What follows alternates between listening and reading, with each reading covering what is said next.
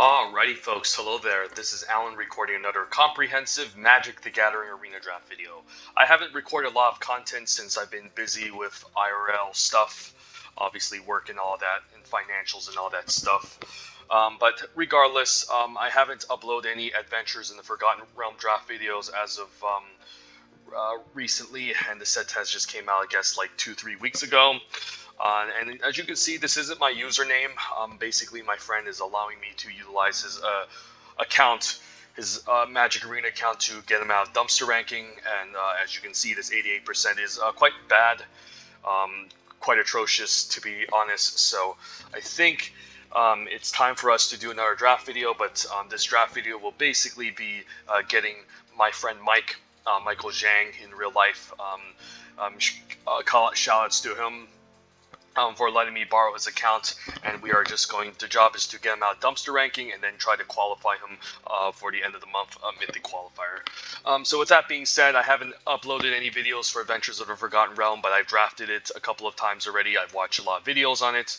I read a bunch of articles, so I'm pretty sure I know what I'm getting into, and it's not a real complicated set. So let's dive right on in and do some Premier Draft and get my friend out of dumpster Mythic. And yeah, it's in terms of the set, it's not very synergy based.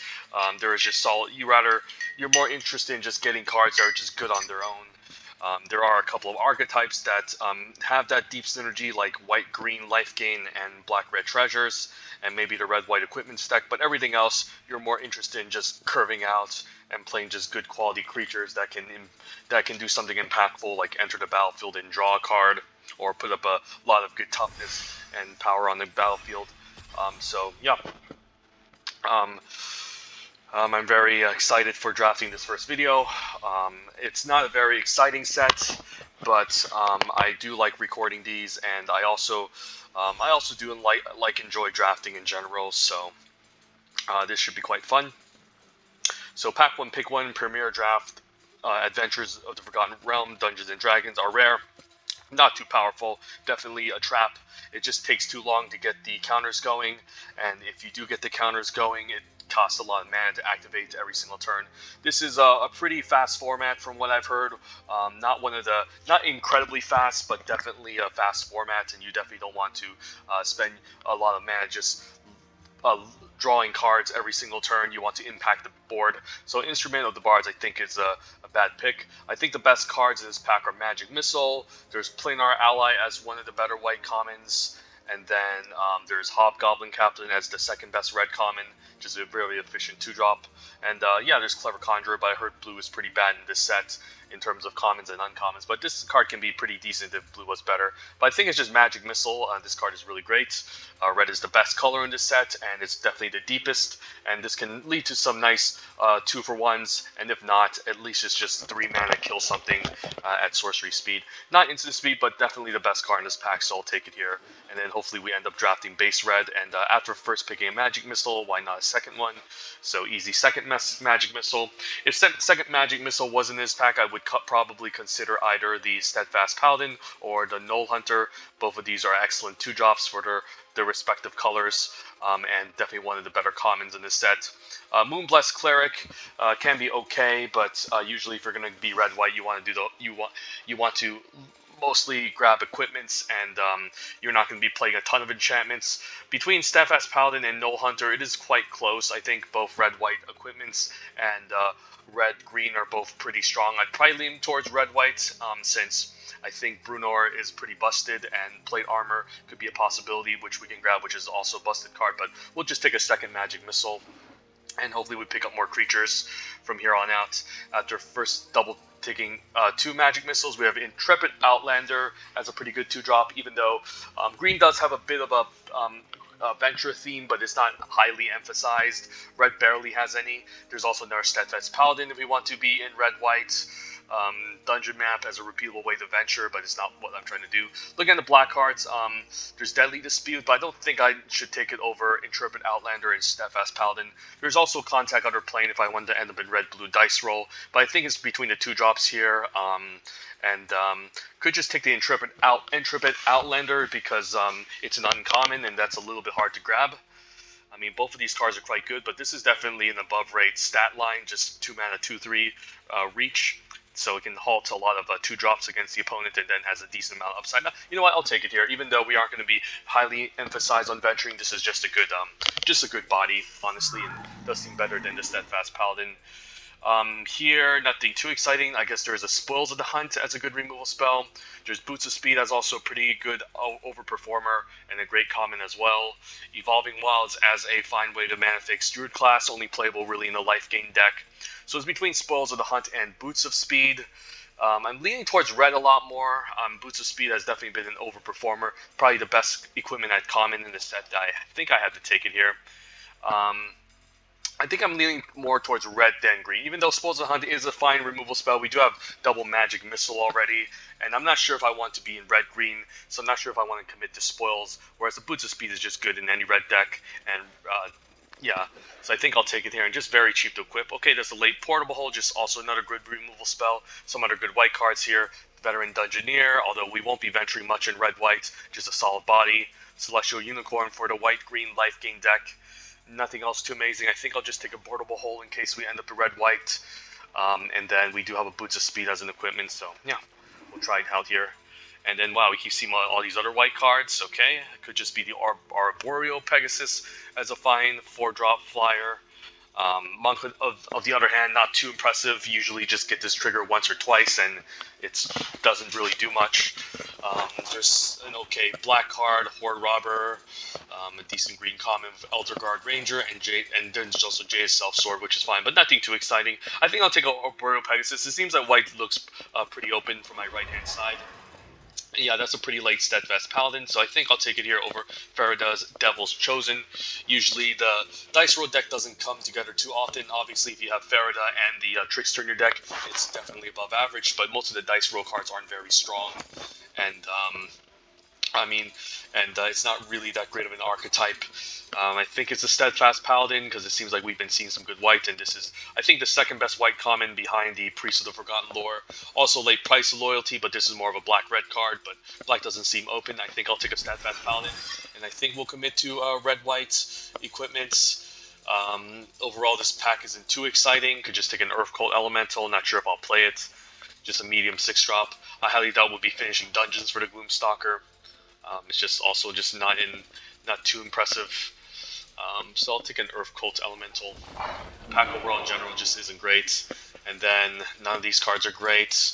There's a spare dagger. I guess if I end up in red-white, I might want an extra equipment. Power of Persuasion is pretty medium. The fact that the opponent can choose to put their creature on the bottom of the library is also not great. So I'll take a spare dagger. And then, wow, late +2 Mace. Okay, so white is definitely open. I don't mind playing one copy of Mace. Usually 2 is not great. But if I do end up red-white equipments with Runor or the Plate Armor, this card is pretty decent. So I'll take a +2 Mace. And then I guess I'll grab maybe a Goblin Javenier. Plays pretty good equipment. Solid common if I end up in red-white. Not a really playable white common elsewhere, honestly, but if you can attach this with equipments, it can be a nice early drop, so it seems decent. And we'll just hate draft this enchantment, and then, yep, it seems like I think we want to commit to red-white with what we're seeing so far. And Portable Hole is a bomb. Not sure it's going to be great in this deck, but I could still take it and speculate on it. Alternatively, there's an Armory Veteran as a fine 2-drop, and another Boots of Speed. But yeah, Teleportation Circle is a bomb in the right deck. I think I'll still take it anyways, even though it's not that great in red-white. It could happen, like we could end up taking a bunch of Priests of Forgotten Lores or the Dragon at 5 mana that we can keep blinking back over and over. And the fact that this also removes enchantment-based removal is decent, but definitely a bomb in the right white Enter the Battlefields deck. Like white-green has a lot of good Enter the Battlefields and white-blue. But not sure about white-red, but I still think I take it here because it's just such a powerful card over something like Armory Veteran, which would be my second choice. And wow, Dancing Sword and Plate Armor both in the same pack. That's really insane. I think Dancing Sword has to be the pick here. It's just very cheap to equip. Giving creature +2/+1 is still very strong. And then there's a chance that if the equipped creature dies, we can just make a 2/1 flyer, which can start equipping itself. with other equipments on the battlefield, so that seems pretty good. Otherwise, I'd be looking at plate armor, which is a mythic uncommon in the red-white equipments deck. But I think I'll take a dancing sword, and then hopefully we pick up more creatures. Don't like the spare dagger. Okay, not too many amazing cards. There's Oswald Findlebender, sacrifice an artifact, search your library for an artifact with mana value equal to 1 plus its sacrifice mana value. I don't think I want to do this. I think I'm more interested in either the Dueling Rapier or the Planar Ally, and currently we're definitely lacking creatures. So I think we want to take the Planar Ally, even though Dueling Rapier could be a pretty decent equipment. Probably the second best equipment at common behind Boots of Speed. I still think we need a creature, so I'll take the Planar Ally. Just a good flyer that can help us close out the game. And then I do like Dwarful Champion in the equipments deck. The fact that it gets the extra bonus from the toughness is quite nice as well. So yeah, I think we need to sort the curve out by creatures right now, so we can kind of have a general idea of how everything curves out. Okay, so the Dwarful Champion is definitely needs to make it here. And then Army Veteran is nice, another good 2-drop for the deck. Also seeing a late Targnar. Bard class is pretty unplayable, but yep, Army Veteran seems decent. And then now this pack is dry. Best cards in this pack include the best blue common, Ginny Swindseer. There's Spoils of the Hunt. There's a Price of Loyalty for Black-Red. There's a Displacer Beast, and I guess Fly is also one of the better uncommon. So if we need to drift into another color, I guess we want to be maybe white-green, since we have some green cards here. So I guess I'll take a Spoils. I won't play Price of Loyalties in red-white. It's more of a black-red card, but I'll take a Spoils in case we end up somehow in white-green. And then I guess I'll take a Iron Golem. Faraday's Fireball could be fine, but it's just clunky as a removal spell at 5 mana. The Iron Golem can give us a decent 4-drop that can beat down, and it's not that bad, even though it's forced to attack and block. It's actually not that bad at all. So I'll take it here just in case we don't get any creatures, and then we'll take a Faraday's Fireball anyways. We don't have much removal, but we have a decent amount of removal, but nothing that hits anything too large, so I'll take it. And then Dragon's Disciple is pretty much unplayable, but I'll just take it for the collection. And then, wow, Army Veteran Wheel, so this was a nice gift. So we definitely need more 2s, so maybe like 3 more 2-drops could be nice in this deck. We definitely have a huge gap at 3, so maybe some Priests of the Forgotten Lords would be amazing. But the deck is coming together. Not sure if, again, the Teleportation Circle is going to be great in this type of deck, but again, one can hope. So I guess this is more like 3 mana, this is more like 5 mana. This is more like 2 mana, this is more like just 1 mana. So we just need some 3-drop creatures, I guess. Maybe, yeah, we just need some 3-drop creatures, maybe an extra 4-drop, or maybe an extra top-end flyer to help us close out the game. But other than that, the deck looks fine, and we could use it for more 2s, of course. And then again, the biggest weakness of this deck is maybe not having enough creatures. But I'm hoping the third pack delivers, so definitely need to make a high priority taking creatures, since we have how many equipments? 1, 2, 3, 3 equipments now in this deck, which is about the minimum I think you want in a red-white equipments deck. But yeah, Chaos Channeler is quite good, although there's a Hobgoblin here. Between these two, it is pretty interesting to note. I do have a couple of 4s already. This is nice if, you know, since it can give you a bit of value, but it is kind of slow and clunky. So maybe I'm more inclined to just take the Hobgoblin, given how we just want a million 2-drops in this red-white aggro deck. Let's see. Yeah, I could use another good 2-drop, and Hobgoblin Captain seems good.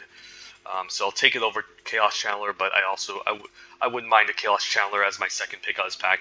And the Tarrasque is also just not a great card, by the way. It's pretty much uncastable in the set. I mean, I guess it's pretty strong card if you can ramp into it, and if you're not right ramp deck, but the format's so fast, you'd rather just first pick Chaos Channeler, but I'll take a Hobgoblin here. Just need to increase the rate of 2s, and wow, what a horrific pack. Yeah, I don't think there's anything I want in this pack. The best card is probably the Wizards class. I could just take the Treasure Chest just for the collection. Hopefully Mike wouldn't mind some rares. And then Valor Singer can be a good 3-drop, which we're currently lacking. Celestial Unicorn doesn't have much synergy, but Valor Singer is pretty nice. This gives us a way to pump. And then there's also Goblin Morningstar, which is also an equipment/creature, because it creates, even if it doesn't come in equip, it still makes a 1/1 Goblin, which is quite decent. I guess we maybe want to prefer the Hobgoblin Captain instead. Not sure. Both of these cards are kind of close. I think I like them over the Swarming Goblins. Goblin Morningstar is quite good. But if it doesn't come in attached with a creature, it could have some potential downsides. So I think I'd rather just have the consistent Hobgoblin Captain, given that we have some good equipments already. Yeah, it just seems more consistent. The Goblin Morningstar is good, though. I wouldn't fault anyone for taking it. And this could be an incorrect choice. But I just want to guarantee that a 3-1 comes down and not a 1-1 that needs to get equipped by the Goblin Morningstar. But it would be my second pick out of that pack. And I'll take... Ooh, there's a Plundering Barbarian. There's also another Ouroboros Pegasus and another Valor Singer. I think it's just the second Valor Singer.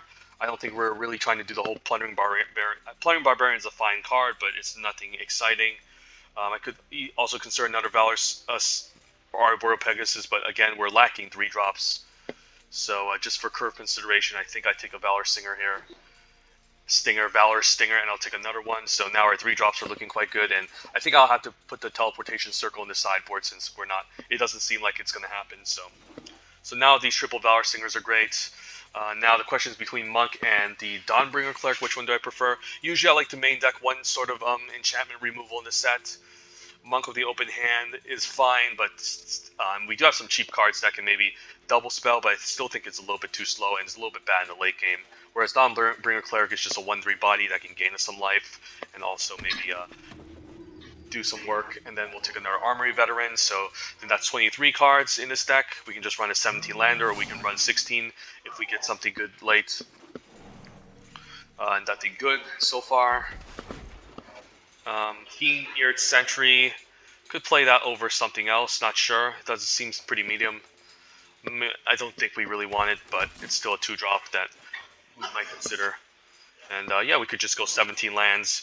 Even though usually in an aggro deck I like to go 16, but given the amounts of equipments that we might want to move around, we probably want to keep it at 17. Because again, we have some top end in this deck. Let's sort it out by mana curve again.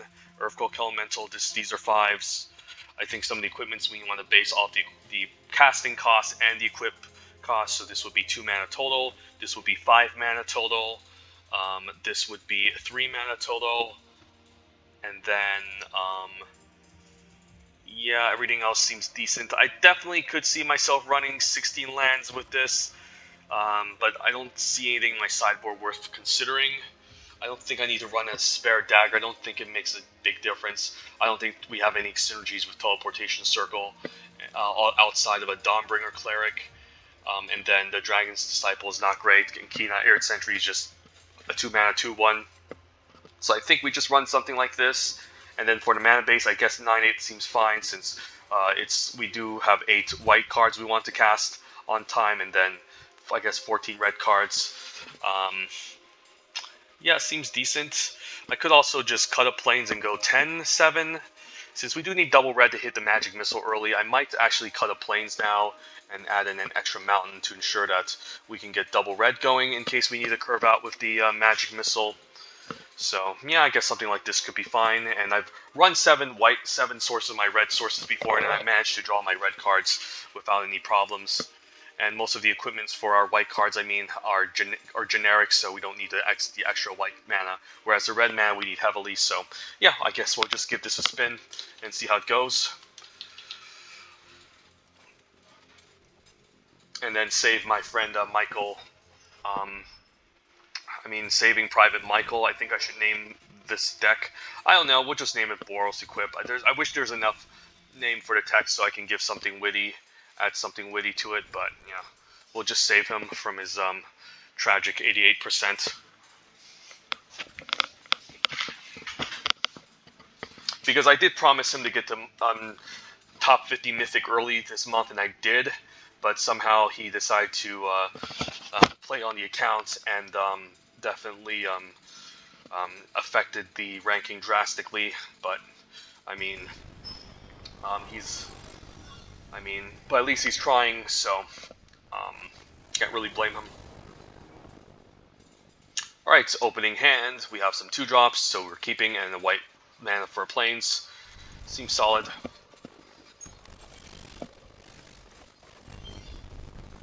I wish we had some more removal in this deck, not gonna lie. So probably see an Underdark Basilisk. Okay. With that being said, I think I just throw out an Armory Veteran, since maybe the Hobgoblin Captain can be more beneficial later. And I don't mind trading the Armory Veteran for a 1-2, since I have a second one to follow up. Armory Veteran could actually be better though, because it gets menace from the equipment, but I still think I run the first one out. I'm not sure. Maybe Hobgoblin. Maybe, you know what? The Hobgoblin Captain with Herb Cult Elemental is also pretty good. So, all right. So it doesn't look like a good start. Opponent has a good blocker, and we're just not doing anything. So, yeah, I'll just play another Armory Veteran and pass. Probably not going to win this since the opponent has a 2/4 on defense and just has 2 drops and 3 drops, which is what you want to do in this set.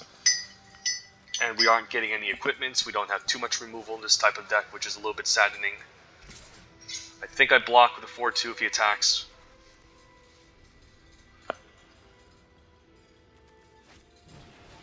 Celestial Unicorn, so white-green life gain, and Portable Hole. Unfortunately, can't remove the Circle of the Moon Druid, so I might just be more interested in just playing the Hobgoblin for now, and then save the Portable Hole for something else. Because even if we remove this, we don't have any good attacks, so I think I just pass here. And then maybe use this to exile an enchantment, or maybe Teleressa, the 2-mana 2/2 that scries and gains a counter whenever life is gained, or maybe like a life-linking creature. I guess he can venture and gain a life here with the first Dungeon of the Mad Mage. It decides to scry instead. Okay, that's very interesting to note.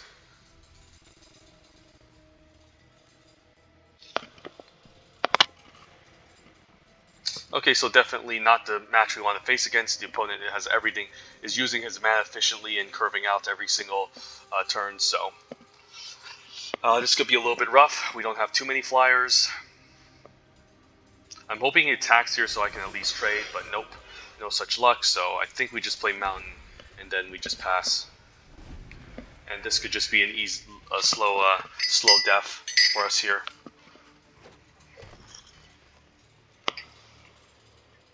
If I get an equipment, that would have been great, so maybe I can attack with all. The opponent just has first strike. Blue Varus is a bomb. Alright, I guess I'll just run out the Earth Cult Elemental and maybe sacrifice a land, since I seem to be flooding out here. Okay, each player sacrifices a permanent. Mountain can go.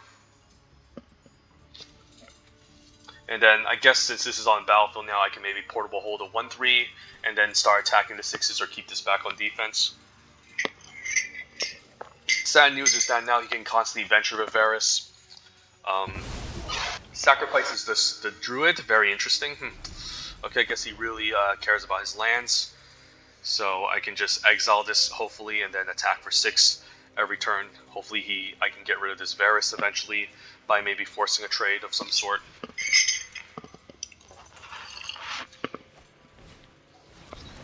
Playing our ally is really good.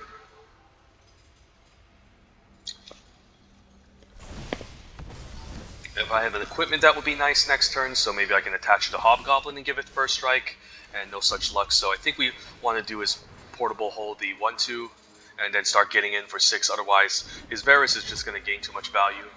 The card can just go out, run out, just get out of hand here.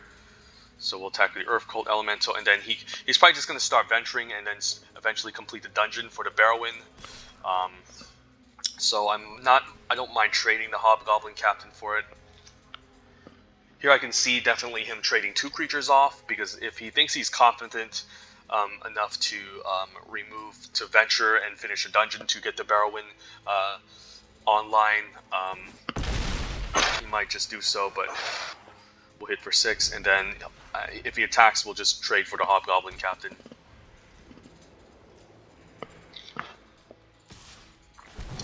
If I need to Magic Missile a creature, which one do I Magic Missile? I think I Magic Missile Varus. Ooh, yeah, this effect definitely. Ooh, Magic Missile. Okay, so we have to kind of decide what we want to get rid of here. Planar Ally, I think it's going to be a potential problem because I don't have any reach creatures. The Varus is also a problem, but he needs to play creatures, whereas I don't have any ways to deal with this. So I think we actually take out the use a Magic Missile on Planar Ally here, and then at least this reduces damage. Hopefully no pump tricks, otherwise I'm in trouble. Yep, if he has a pump trick, I'm in trouble. Alright, that's sad. Alright. Too bad. It's sorcery speed. And a spike trap to maybe answer a creature here. Or 2 for 1 himself and then start attacking the clan Barrowin. But he should be able to finish a dungeon, and then whenever he decides to attack with this, he can just bring back his his Celestial Unicorn. So he will get value back over and over, so. The opponent just had everything that has something play every turn, and also just curved out. Also negated my magic missile. So I highly doubt we can win this. We're definitely not going to win this from what I'm seeing. So I should just concede if I just top deck a land. Because yeah, this 6/6 isn't going to be doing much soon.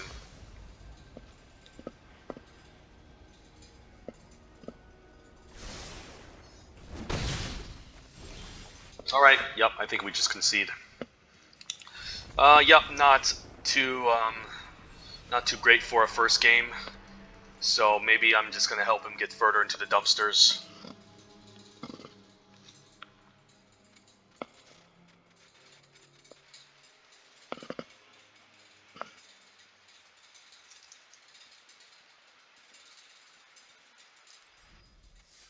We do have some good cards in this deck, but I mean that last opponent just had everything. A way to counter my magic missiles, just creatures that can block every single turn. Basically, I just got outvalued. So, yeah.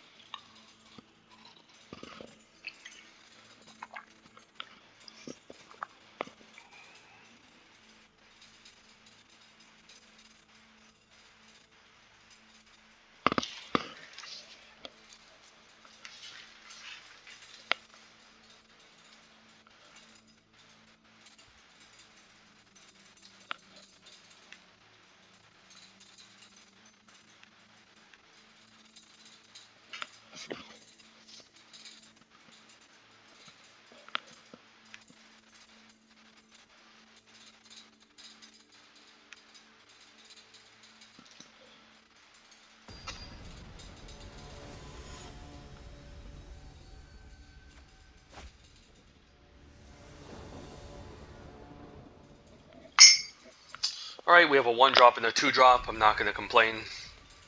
And it has haste, so hopefully we pick up some equipments to go along with it.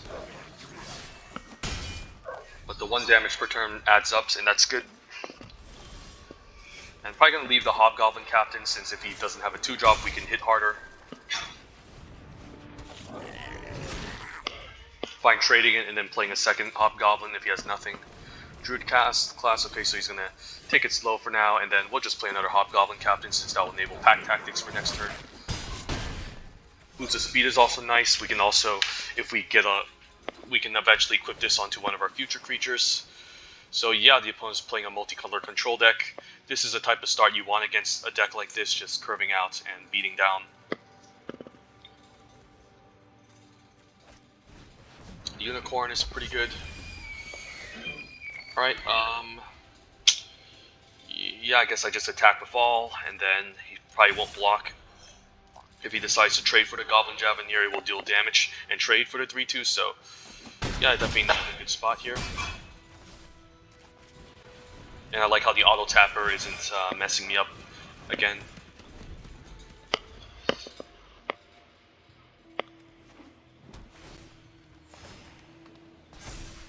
So I probably want to equip onto the Steadfast Paladin and attack for 3 next turn. I guess this is a 4/4, that's a little bit annoying.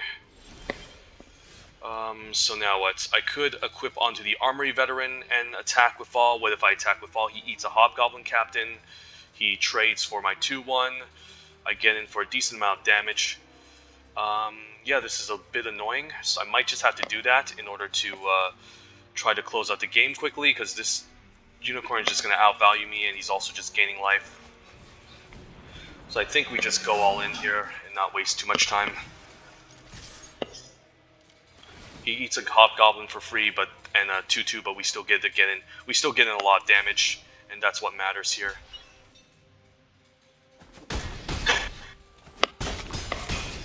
And he's at 3 life. He's hopefully no life linkers or anything annoying because this says menace. Okay, gains another life. Hopefully nothing. Elder Guard Ranger. Well, that's a little bit annoying. So Magic Missile was great, but I can't play it.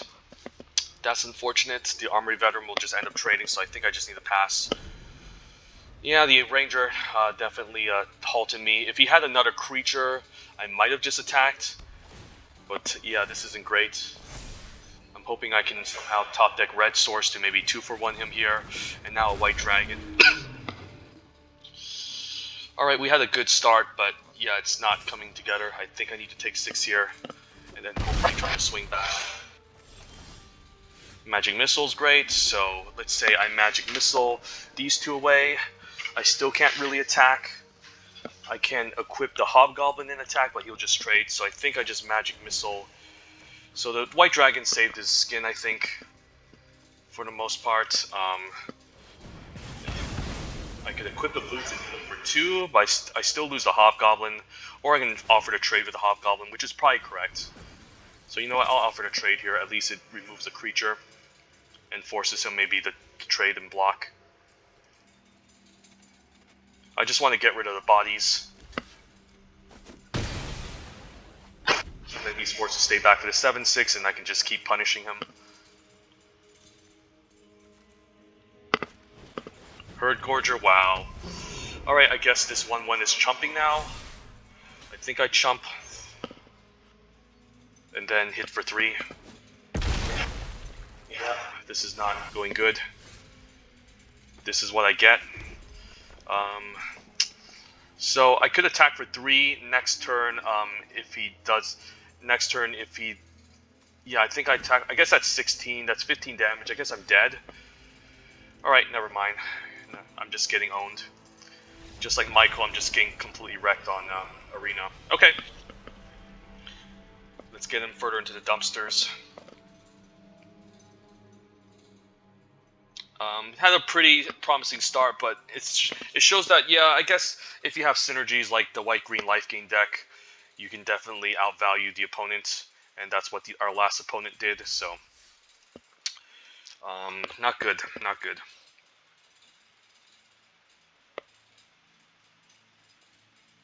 Our last 2 opponents just had so much good synergy. The first one was venturing a lot, the second one was just gaining a ton of life. So now that the set has gotten some, people have kind of figured out this set. They're trying to experiment new ways to counter the red aggressive decks, and it seems they're definitely working. So I won't be surprised if I go complete 0-3 here, and then we just end up drafting something else. But yeah, the Ranger into the Hill Gorger Giant definitely put a stop to our game plan. But we definitely came really close.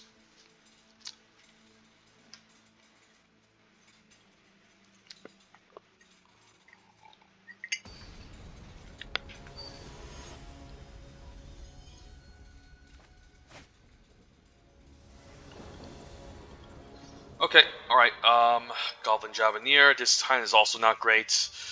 I mean, I can just keep swinging for 1 every turn, but if we don't get our land drops, this is a problem. And yeah, I can see the Earth Cult Elemental being a problem, but I'll still keep. Hopefully we top deck into a 2-drop and some lands. But hey, it's a 1/1, so I can't really complain. And opponent also has his own 1/1. I guess if he just tries to block it, it will deal 1 damage to it, so... Alright, a 2-drop at least. So if he tries to block it, we get to kill this for free, so... Hopefully we get some lands going.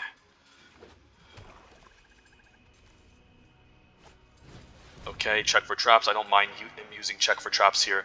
Because the thing is, yeah, he still loses a life, so that's not bad.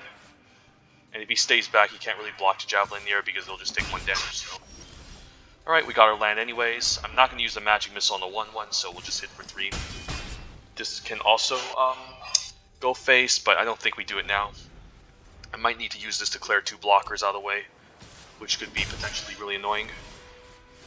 Dawnbringer Cleric, okay.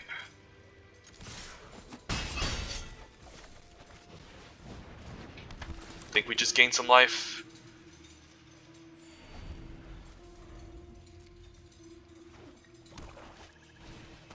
Okay, I can kill this and the Silver Raven. That's pretty good.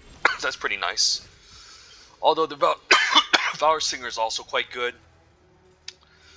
So I'm probably going to use the Valor Singer onto the Army Veteran. If he double blocks it, what happens?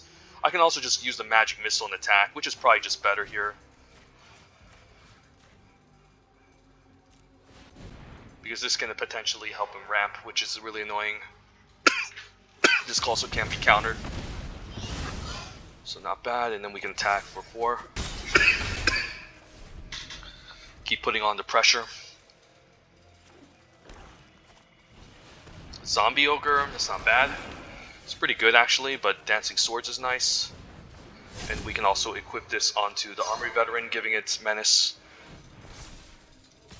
And then could hit with all, puts him down to 1.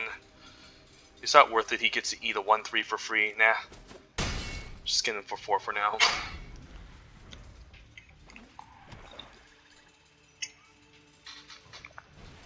And if he kills the creature, or shrink it down, if he kills the creature, we can make this into a flying 2/1. Portable Hole, yeah, he's just dead. I can play the Valor Singer, pump this, and attack for 3, yeah. Hey, we gain the percentage back. I guess the only way to win with this deck is to play against a player that's playing bad cards. No offense, other opponent, but yeah. I wasn't really particularly amazed at what he played, so yeah, maybe this is the reverse sweep.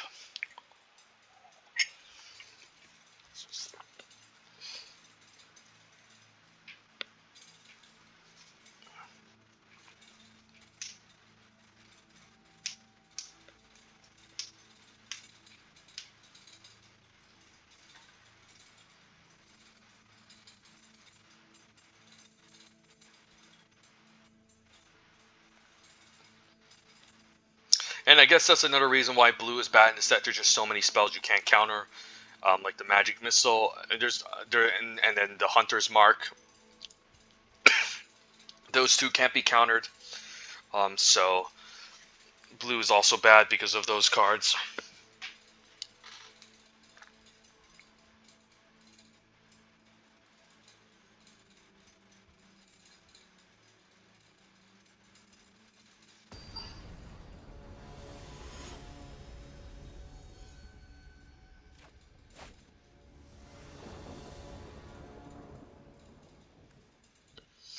Alright, some 2-drops, not going to say no. And some lands to play those 2-drops.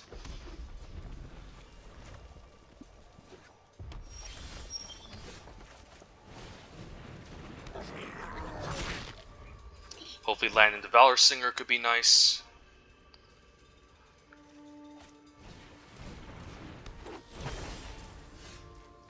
He's probably going to trade here. I could always Valor Singer anyways. Yeah, I'll offer to trade. I don't mind, and I probably don't want to main phase it, so it makes it less incentivized to trade, but he's going to trade anyways, so.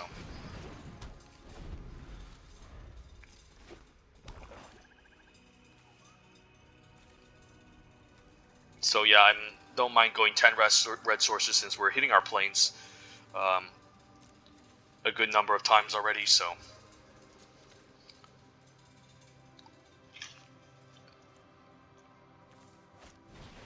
Reclusive Painter. Okay, that's pretty good. And a Lightfoot Rogue.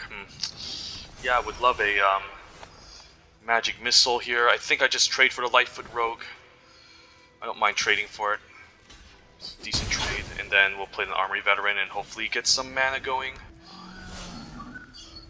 Need double red to take this out and maybe something else. Okay, just a weaponry. Just drawing nothing so far, even with 17 lands. This is bad. Probably just going to lose here since Reclaim is just going to make a large creature that I can't Magic Missile away. Great card, but definitely comes with problems if you don't have enough mana fixing or double red. I'm running 10-7, 10 red sources in the deck, so just bad luck. And against the first two opponents, they just had really strong 3-colored decks with a lot of synergies. But I can't wait to get completely owned. And there's a Hoarding Ogre without the treasure. Very surprised. I think I need a portable whole Kalain before she enhances everything, so that can easily go. Even if I give her a treasure, this will just make more treasures.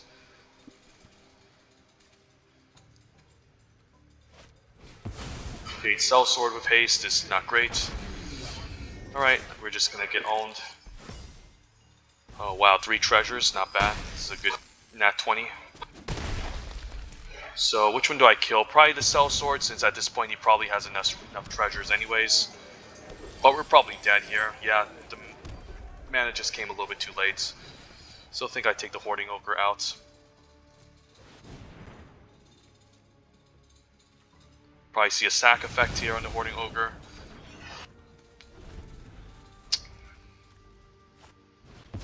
Yeah, this is just bad. Guess I can try to get the 6 mana for the Elemental to help me stabilize, but at this point the opponent is just getting a lot of value. Every single 1-for-1 we do, it is not enough because he's just generating card advantage. He can just stack his Cell Sword to also draw a card, so I think we're just dead. And yeah, just unfortunate not hitting our land drops, facing against the first couple of 2 opponents, which had amazing synergy. Alright, so unfortunately Mike, first games, could not get you a dumpster ranking, so apologies for kind of making fun of you at the start of this video, but as now we can see, this draft is a total disaster, so let's just fire off another draft and hopefully we don't run across the same problem. Guess I can refresh this to maybe hit 750, and we did. Alright, let's go fire this off again.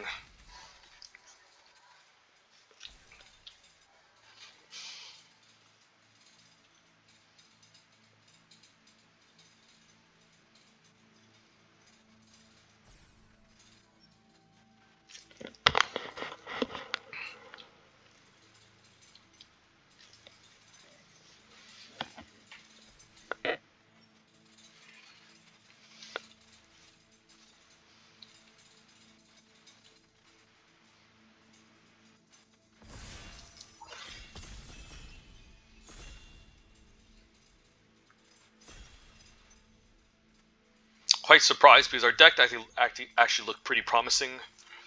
Pack 1 Pick 1, we opened up a pretty nice rare, Dritz Do Urin Urdin. I can't really pronounce it. I'm not a D&D fan or someone who's into that. But anyways, yeah, just a complete bomb.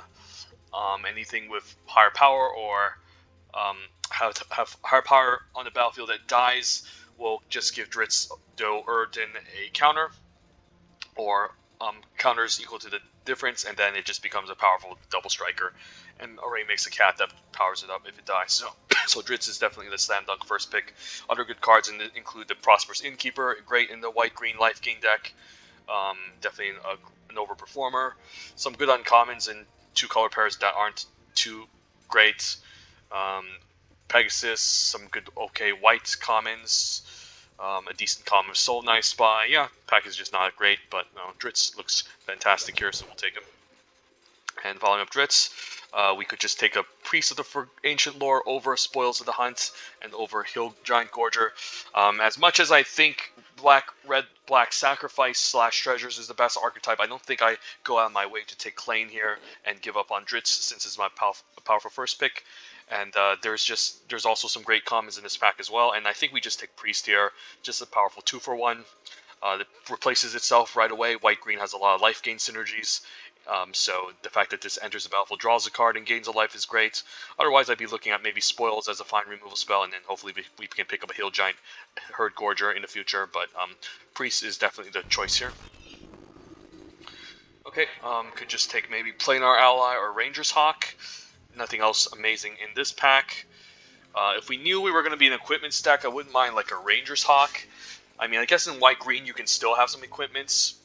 The Planar Ally is fine, but I do have a 5-drop Dritz Do Erden already. So I might be more interested in just taking a Ranger's Hawk here as a fine 1-drop. It can attack for 1 every turn. It's a decent creature that you can put equipments with. Like, for example, we do pick up a +2 mace. I don't mind playing it in white-green, and so this could be fine. There's also You Find a Curse Auto is a nice card I won't mind, as a solid sideboard card I don't mind main decking, but I'll take a Ranger's Hawk.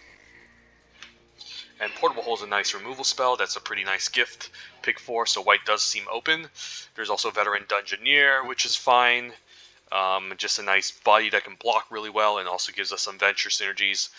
Second best card in this pack is probably the Hobgoblin Captain, but I'm not passing up over Portable Hole. Just hits so many targets, and wow, that's a pretty late Goblin Morningstar. Although there's some decent white cards too in this pack, but these are commons that usually we can pick up later. So I think we might want to just go out of our way and take a Goblin Morningstar here, since it's just a really nice uncommon for the red-white equipment stack. And if we do end up red-white abandoning green, and we might just want this, there's a chance we can even end up splashing green. But the rest of these 2 commons are fine, you know, like this is better off in red-white anyways, so I'd rather have the Goblin Morningstar. Devote Paladin you can always pick up later, so I'll speculate on the Goblin Morningstar. And then, wow, yep, Hill Giant Herd Gorger late to the party, so this seems great. Otherwise, I wouldn't mind either Swarming Goblins or the Ranger, but I would probably take Ranger. Ranger has nice synergy with Dritz as well. I guess it doesn't really have it, since if the 4/1 cat token dies from Dritz already, it becomes 4 power, but it's still what I would take here, just to stay in white-green for Dritz. But Hill Giant Herd Gorger is great. Raven Enfeeblement also pretty decent, but we'll take a Herd Gorger. And then I guess I can take a You Find a Curse Idol as a fine main deckable card. Now, don't think I'm ramping in white-green for Find a Path. Sometimes we do, but it's not. This is a pretty aggressive archetype. There's also another Ranger's Hawk, but we'll take a You Find a Curse Idol, which I'm fine main decking a 1 of in this set. And then there's Bull Strength versus You Hear Something on Watch. Pretty nice combat tricks. Paladin Shield, not too amazing, but playable. I think it's between these 2. And which one do I prefer? I might prefer Bull Strength, just because this just gives a little bit more stats. Sure, if you go wide with You Hear Something on the Watch, it's probably better. I guess You Heard Something on Watch has more flexibility, since it can also be a removal spell. So sure, I'll take this. Otherwise, Bull Strength can also be removal, since you can untap a creature and block. But I still think this is more safe. So I'll take this, and then some nice white-green commons here. So which one do I want here? I don't think we're venturing much in white-green. I'm kind of lacking a 2-drop, but there's no 2-drops. Could just take a random Circle of the Moon Druid as a fine 3. Could take a Ranger now. I guess I don't have any 4s, so I guess the argument is just to take the Veteran Dungeoneer. Since I have a 3-drop covered and a 5-drop covered, just wanted to diversify. So I'll take a Veteran Dungeoneer here.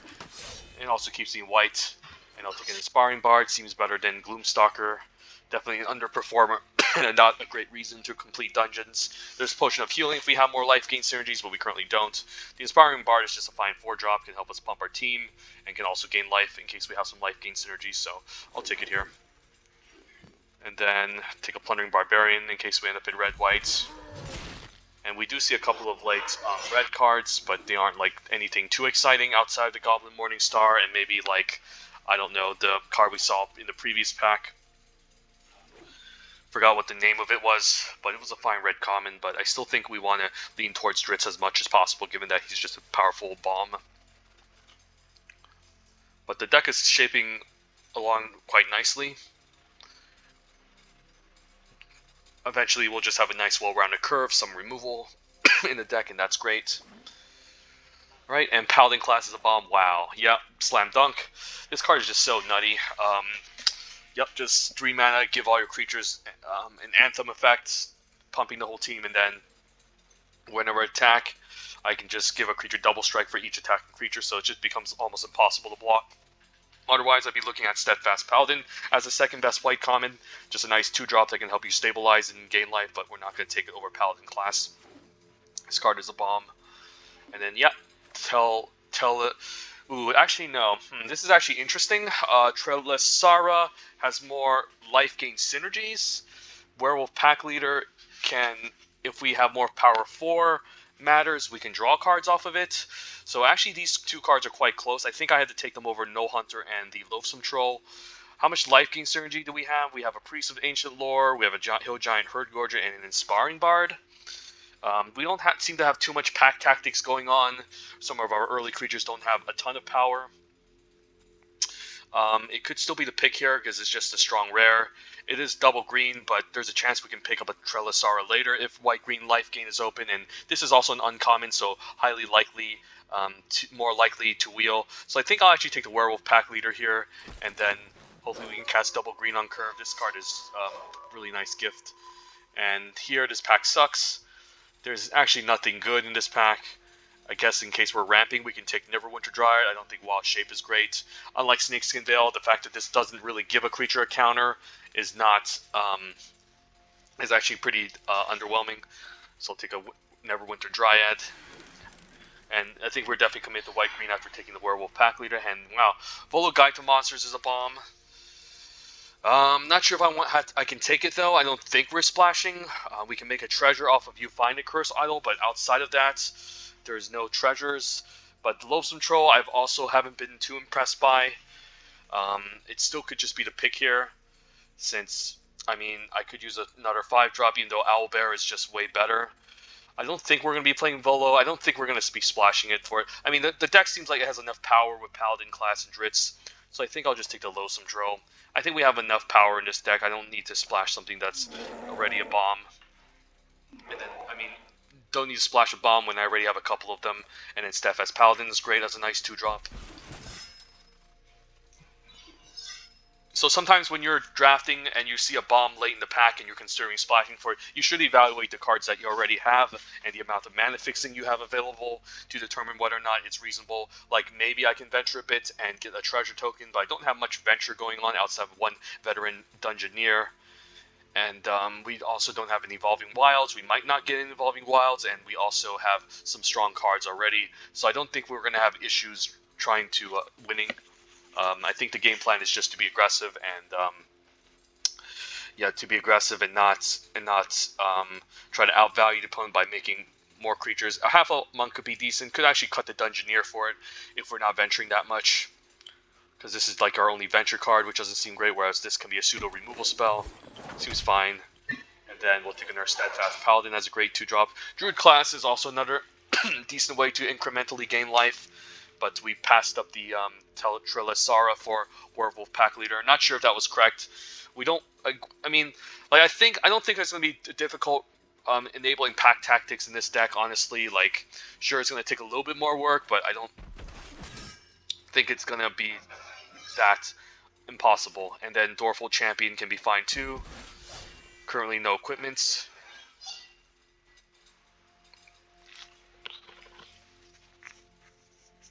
This being double green could be a problem, though.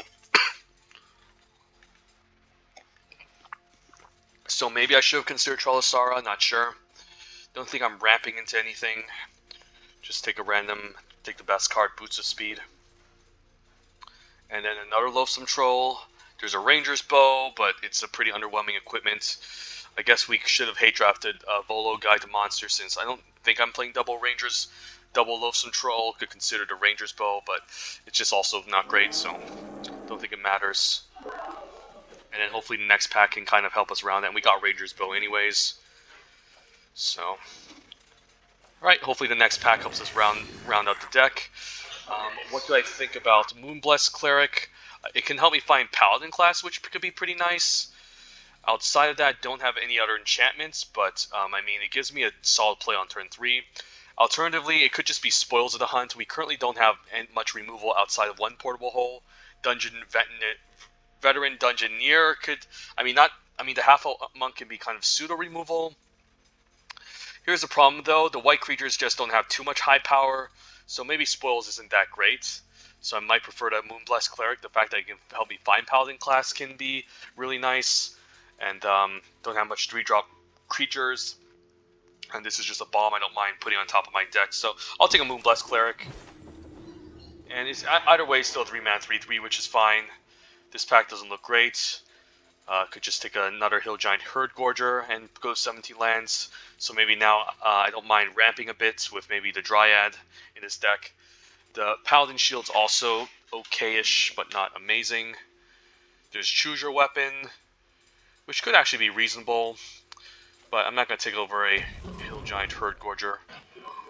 And then I do like the No Hunter as another payoff for Pack Tactics. Nice 2-drop that can grow over time. Wouldn't mind a Circle the Moon Druid as well, but I just want to have as many 2-drops as I can for this aggressive deck, so we'll take it. And I do like the Arboreal Pegasus on turn 4, giving us some evasion. Mace could also be fine, since +2/+2 is nice. Also late power word kill, but Pegasus looks good. And then I do like Celestial Unicorn. Finally, we got some life gain payoff. But there's also Planar Ally, which is a good flyer. We do have some life gain in this deck. You find a first Curse Idol can gain 1 life from adventuring. That Fast Paladin can gain some life. Priest, and then we have double Hill Giant. And we also don't have many 3s. So I think I have to lower the curve and take a Celestial Unicorn over Planar Ally. We also aren't venturing that much. So I'll take this instead. And then Circle the Moon Druid is perfect, just helps me fill out the final 3-drop department. So yeah, I guess we're going to have 23. And Minimus Containment's a nice gift. Pick 7, could use a good removal spell, and that's pretty nice. Otherwise, I'd be looking at another No Hunter, but yeah, I guess something like this is great. And the only card I might be considering cutting is maybe the Dungeoneer, although 4 mana 3/4 is a pretty decent stat line. Everything else looks solid. Bulette doesn't look great. Yeah, I'm probably not going to play Bulette. We don't have too much damage-based removal and things to kill, so just throw Paladin Shield into the sideboard. Ooh, Devote Paladin could be nice, though. Could actually be better than maybe Loathsome Troll, or maybe I could just cut a Hill Giant Herd Gorger to lower the curve. Since, again, I don't think we're ramping much, so I could see myself cutting the Hill Giant and then just go something like this. Or maybe cut the Veteran Dungeoneer, although, again, I don't have much ramp to get to my 6-drops, so they're also not looking great. You Happen on the Glade can maybe help me find lands, but I don't think we're a mid-range deck. I think we're kind of a go-wide beatdown deck, so we do want to have as low of a curve as possible, and not stretch the top end too far. Because I don't want to make this deck weird where I'm ramping and then I'm also playing aggro, since the best decks are the ones with a consistent game plan. So I think I just like 1 Hill Giant Herd Gorger on the top end, even though it's one of the best green commons. Ooh, there's another Circle the Moon Druid. Yeah, I guess I'll take it here. I mean, I do like the double circle, since I do have some 2-drops here that can enable, that wants us to play Pack Tactics. I can even go 16 lands, believe it or not. Or cut You Find a Curse Idol, which is probably reasonable, just cutting You Find a Curse Idol and just going 17 lands.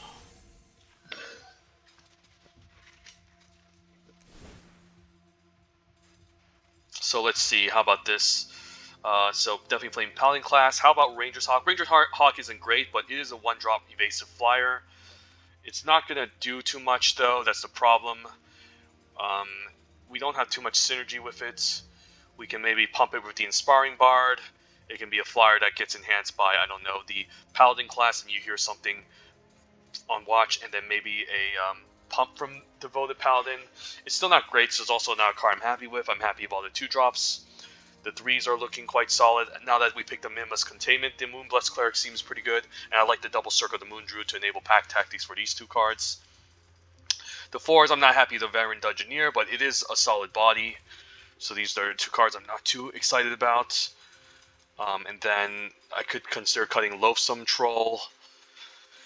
So if we need to swap these 3 cards out, which one would we prefer? I don't think we need another Hill Giant Herd Gorger to make our curve more expensive. I don't think I need another Loathsome Troll. I don't think we're ramping into much. You Find a Curse Idol could replace one of these, maybe just as a nice sideboard option. There's a decent amount of artifacts and enchantments, equipments in this deck.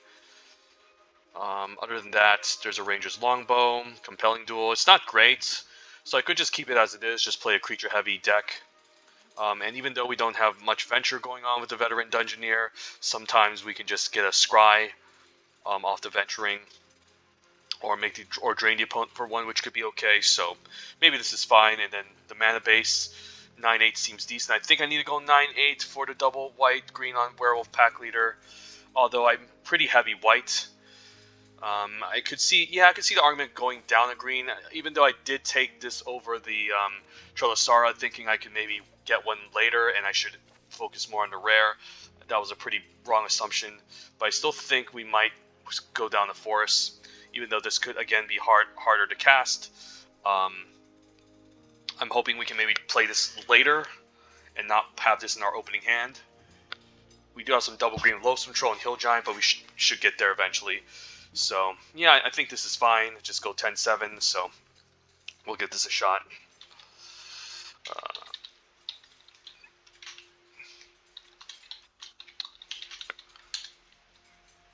Alright, let's do this. Don't let me down, deck. The last draft was definitely atrocious.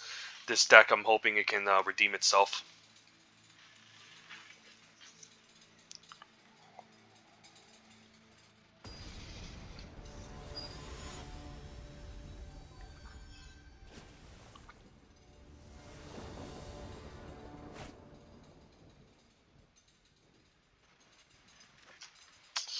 Okay, as I say, as we go 10.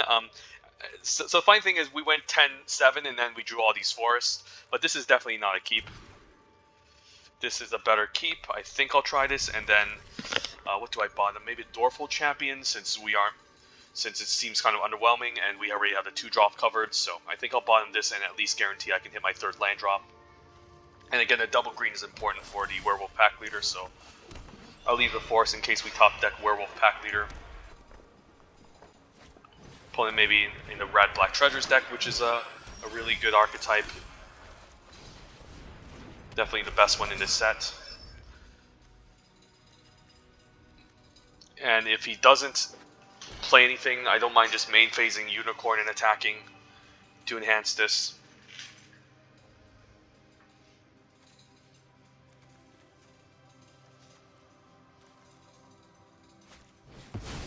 Plundering Barbarian as a 3/3. That's a little bit annoying, okay. And he also makes a treasure to replace itself. Not bad. Still think we lead with the Celestial Unicorn, and then hopefully we can gain some value off of Priest later. Or fly this over next turn. I guess I want to fly over to Steadfast Paladin next turn and grow the Celestial Unicorn for value and get in for 3. So this can at least maybe outscale the Plundering Barbarian, so I think that's might just be the right play next turn.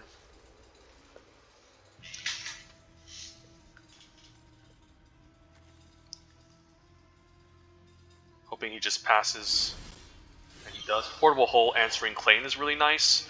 I could just do that. This card is just too scary to keep around. Yeah, I think I'll just spend a turn trying to Portable Hole Claim. He could have a response here by maybe sacrificing Claim to a Deadly Dispute, but I still think we have to get rid of this.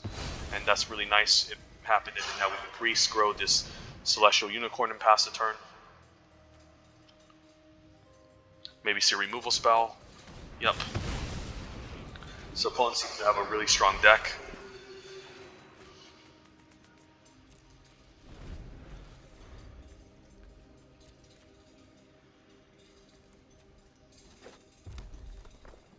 I won't be surprised if this is the black-red deck with every common that we could imagine. And then, yeah, we'll just play the Pegasus, pump the Steadfast Paladin, hit for 3.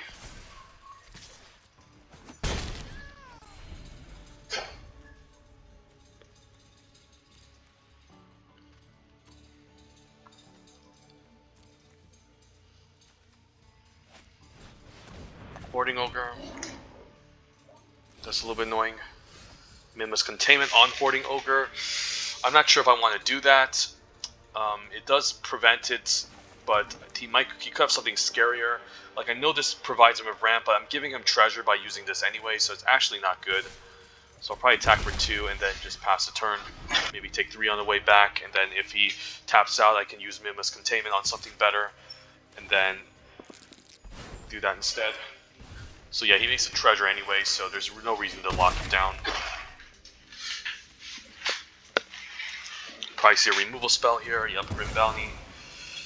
Yep, not good. Ooh, Paladin class was a nice pickup.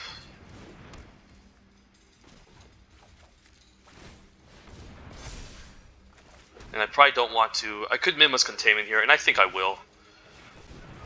Just to get in for 6, which I think is very important for this turn.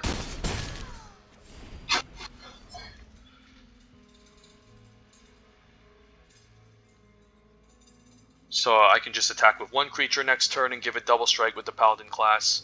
That's pretty sweet. That's a really nice top deck. Gelatinous Cube is, however, not. I still think I'm attacking with a 3-2. And then if he double blocks, I definitely want to take out Cube first to free my creature. So yeah, I think we upgrade here. And then hopefully no removal spell in the stack. Probably see a removal spell in the stack. No removal spell. Okay, we'll attack with Priest. And then we just want to pump it. We just want to give it double strike. And hopefully no block into pump trick or removal spell. If he's double blocking, we want to list the cube first. So if he has a pump trick, we can at least get back our... we can at least try to kill this and get back the Steadfast Paladin. I guess he's going to exile it. That's fine. I mean, the fact that I killed a 2-for-1 him is also really nice, and I make him use his treasure, so it's also not bad anyways. And still does nothing, that's good. So any creature I play now just becomes a real powerful threat. Of course, he could just be sandbagging removal all day. But yeah, his deck looks pretty good. Grim Bounty, the best 2 commons in the set. Nice rare. I guess he has a sack thing going on, so he'll hit me for 6. Luckily I have enough life, so he's probably going to Deathly Dispute this. Or sack it to maybe a Sepulchre Ghoul. Okay, yep, knew that was coming. That's why Black Red is just so good. It just has so many of these amazing synergies.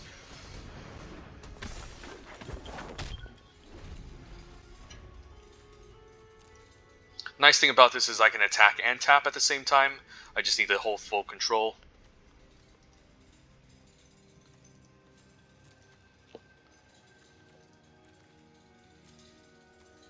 Luckily, Black Red doesn't have ways to deal with enchantments, only artifacts.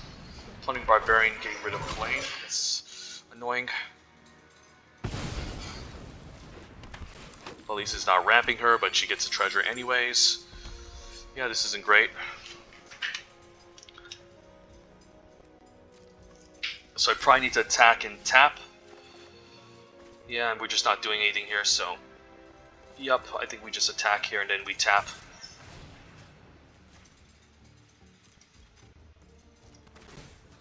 And I think I want to tap the Plundering Barbarian, so he can't do any shenanigans.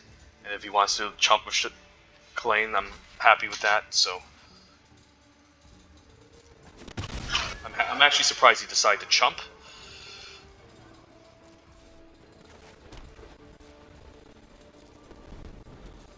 So hopefully we can come back from this.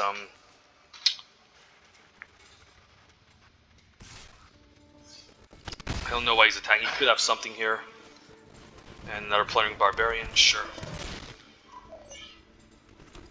I guess I don't really need to tap it now. Heal Giant Herd Gorger is really nice. Yeah, I don't think I'm going to tap the half Elk Monk because I might want to keep this back to tap something down on his turn.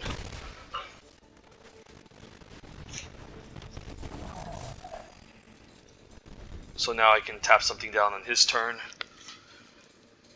He might try to steal this and sack this. I can just tap it down when he tries to hit me for 8, which is a lot.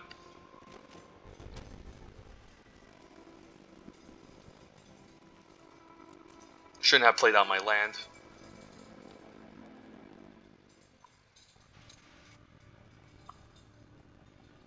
So if I tap this down on his pre-combat, he will attack me for 4, which I don't mind, because if he wants to attack, he's losing a lot of life. But I definitely don't want to take 10 or 8.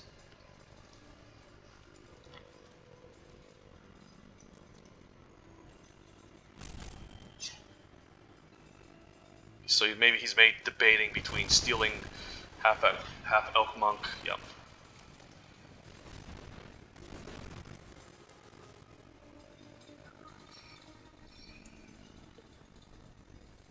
So he probably has a sack effect here. He just wants to lock down my way of tapping things down, so that makes sense. But yeah, this deck is definitely the best in the format. Just very synergistic, has great commons. All these cards, most of these cards are just commons, and they just do so much work. The price of loyalty and steal effect is really nutty. Am I dead? 9, 10, 11, 12, 13, 14. I guess I'm still alive.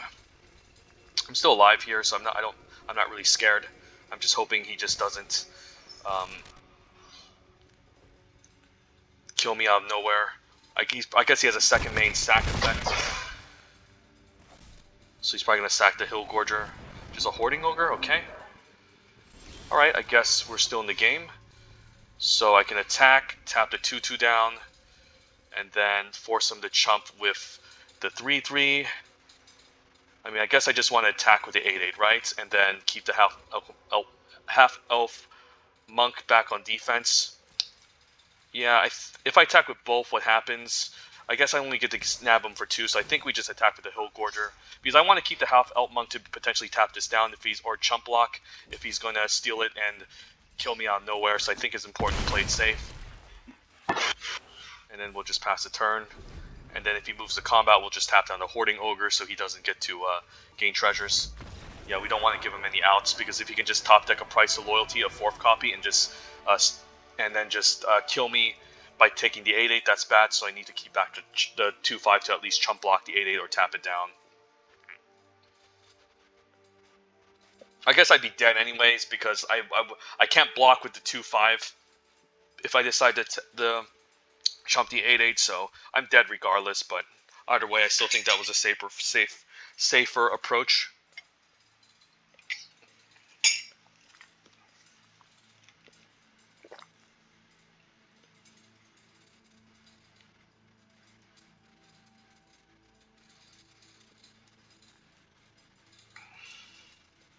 So the black-red deck is definitely very scary, as you can see, but managed to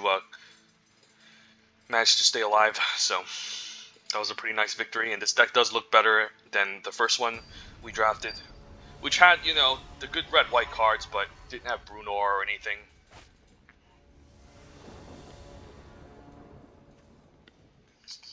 Alright, so 2 drops into a 5 drop into a 6 drop seems fine.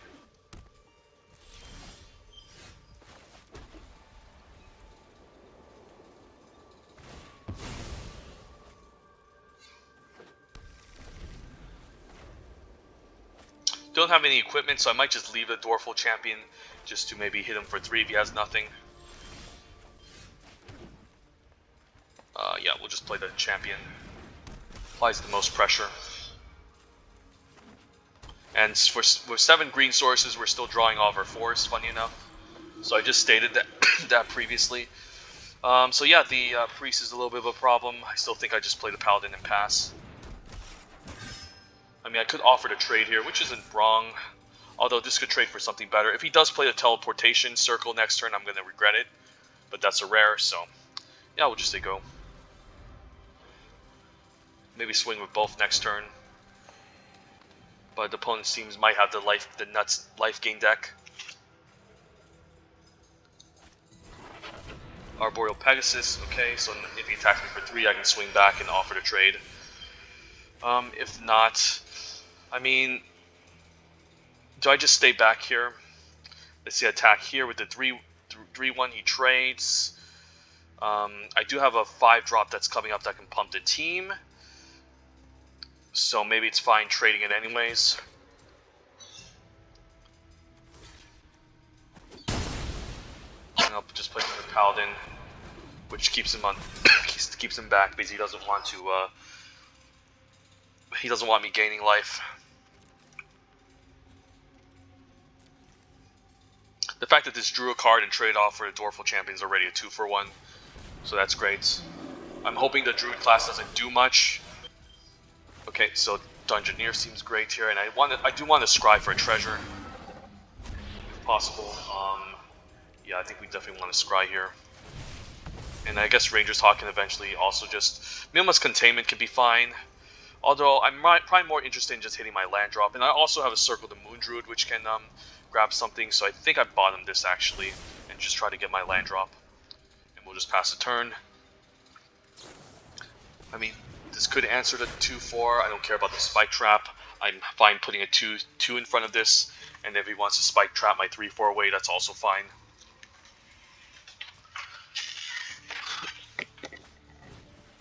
Bag of Holding is whatever. It's just a little bit too slow in this format, but nothing too scary. Okay, so it seems like a pretty decent turn we can set up. I can just play Dritz and take it from there, and then maybe set up a turn with the Devoted Paladin for an all-out attack. Because if I pump the team here, he can block off a 3-3. I can get him for 6, but I think just playing Dritz out and making an extra body is a lot more better.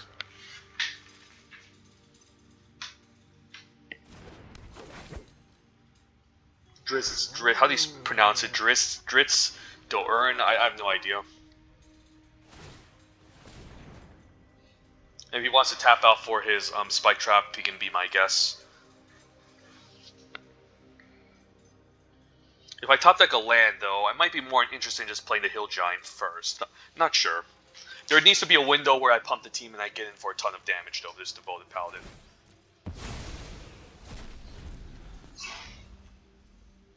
Delver's Torch, okay. Opponent's not really developing much, so I'm actually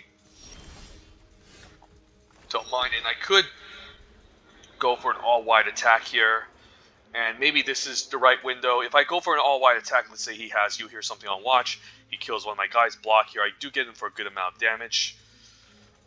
If I attack with Dritz, he could block here and pump. I could also just attack with a 4-1 if he decides to trade it. I can grow Dritz by 1, and then I can just play the Hill Gorge's setup for that turn. Yeah, maybe that's just better. I think I'm fine just sending in the 4-1 and seeing what happens to it. The trade is fine. I get to grow Dritz, and then the Hill Giant Herd Gorger also becomes a prominent threat. Could also see a pump trick here. Yeah, Poe doesn't have a land for his spike trap, so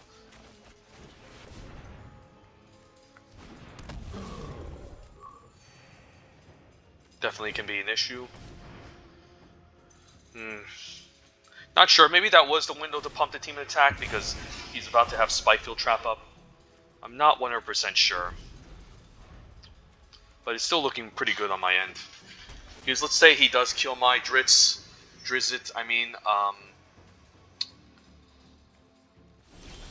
maybe I don't attack with Drizzit, and instead I just attack with everything else. But if I do that, then, yeah, he's probably going to kill Drizzit here. He's going to do it anyway, so I might as well let that resolve and then just attack the whole team here. And he's just going to take a lot of damage. Even if he gets a trade here, he's just going to take too much, so I think we just go for it here. Yeah, this is just too much, so he can trade here and then block here, but then you'll be taking 12, 13, 14, 15 down to 5. There's no sweepers in this set, so I'm happy just playing out the Ranger's Hawk. Outside the Sphere of Annihilation, there isn't much sweepers. So chumping, that's good.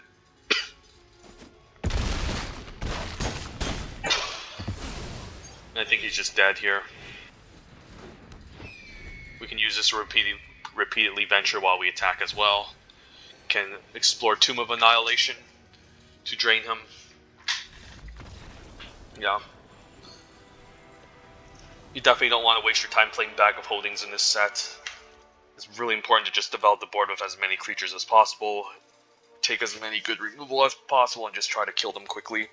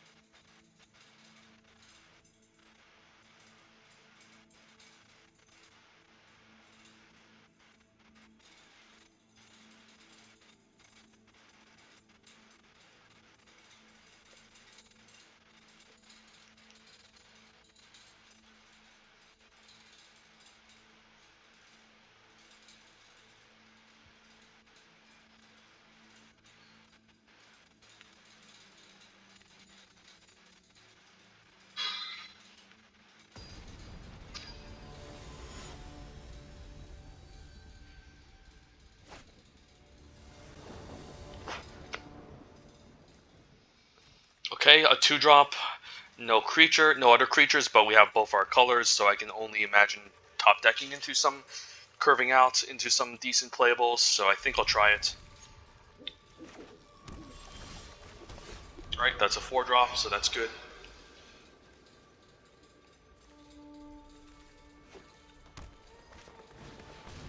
Intrepid Outlander is really good. Alright. Could always attack and then cast You Hear Something on Watch, just to maybe get a nice trade off of this, not sure. Priest is a really nice pickup.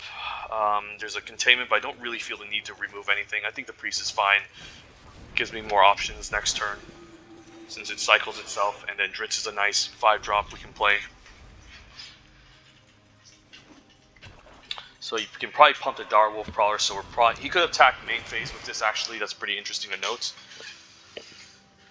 If he's going to pump this, I guess he's going to enable Pack Tactics. I just want to trade the Priest off for this, or double block the 2-3. I think I need to double block the 2-3. Otherwise he's just going to keep venturing, and then he can only, it's just a 1-for-1, so definitely double block the Outlander, and then take 4. Dungeoneer would be nice next turn, which can set up a nice double block too on the Wolf Prowler, and spend his whole turn using his mana, so yep, we'll just drop her off. And probably just want to scry here, since I don't plan on the tomb. I'm not sure if the tomb is going to be efficient yet, since we're still in the beginning stages. Ranger's Hawk is not bad. Yeah, it gives me a decent mana sink that can keep venturing. I think I'll keep it on top. And then this 3-4, we can double block the 2-2 if he decides to pump it. You could also have another combat trick, which could also be really annoying, so I could end up just taking 2 and then just stay back. But I wouldn't mind trading this for this.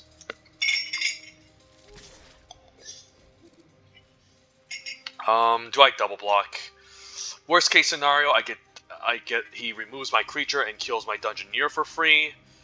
But I do have a Loathsome Troll that I can trade with this eventually, so you know what? I actually don't mind just double blocking and offering the trade here and making him use his mana. So if he has a trick, I'm fine losing the Priest. This also makes him mana inefficient for the turn, so he doesn't really follow up with anything large like a worm. And then here, I think we just drop Dritz or the Loathsome Troll first. If he uses removal on the Loathsome Troll, you know what? Let's just play Dritz, his double strike. Also makes a 4-1. And this is not red-black, so I don't have to worry about any active treason effects. Next turn we can attack with all and use and cast the pump spell, or play the Loathsome Troll. Grim Bounty, okay, sure. And I'll probably take 3 here, or trade this off. Trading this off isn't bad. Devoted Paladin pumping the team and attacking also isn't bad. I think I attack with the 4-1 and then offer to trade for the 2-1 and then cast a Loathsome Troll probably. And if he wants to block here and get trampled for 2, that's also decent.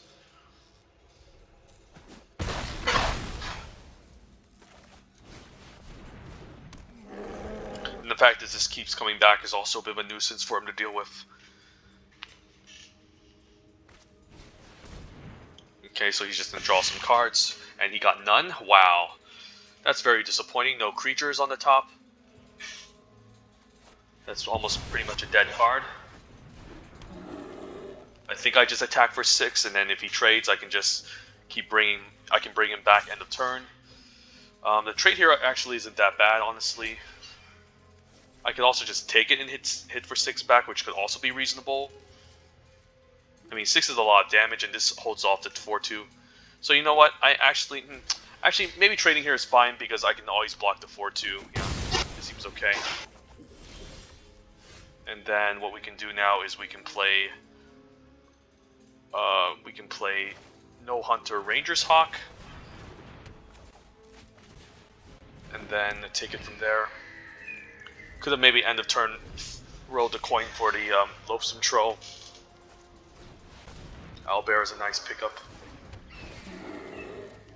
I probably need to save the Mimus Containment for something larger. Paladin class is a bomb, so this is great. Yeah, we'll just pump the team here. And then, do I attack? If I attack with both, he gets a free trade here, but this becomes a 4-4. Probably just hit for 2 and then just Sigo.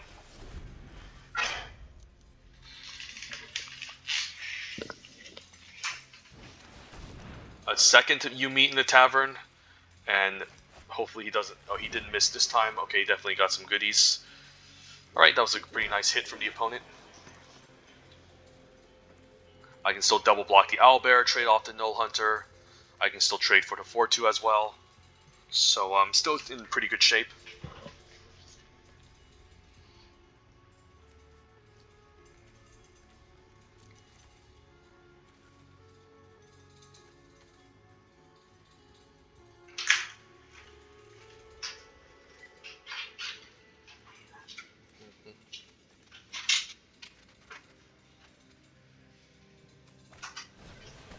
Intrepid Outlander, sure, I guess that can block my 2-2. So let's see here. I could pump it, but then I might be obligated to attack. You know what, I think the Paladin is a good turn. And then I can give this Pack Tactics. Could just attack with all. Yeah, this seems pretty good. This is a good window, so this can't really block this efficiently. Yeah, he's forced to double block, and I definitely want to take out the Owlbear here.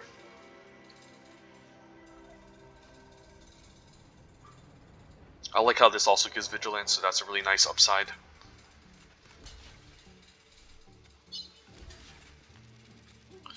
Do I take out the Outlander? I think I do.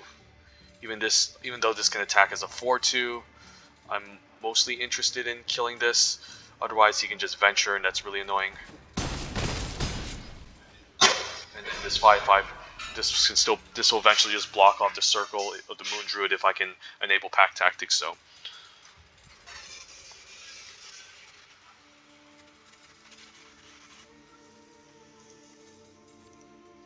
Guy kills only reach creatures, so this can eventually maybe close out the game. So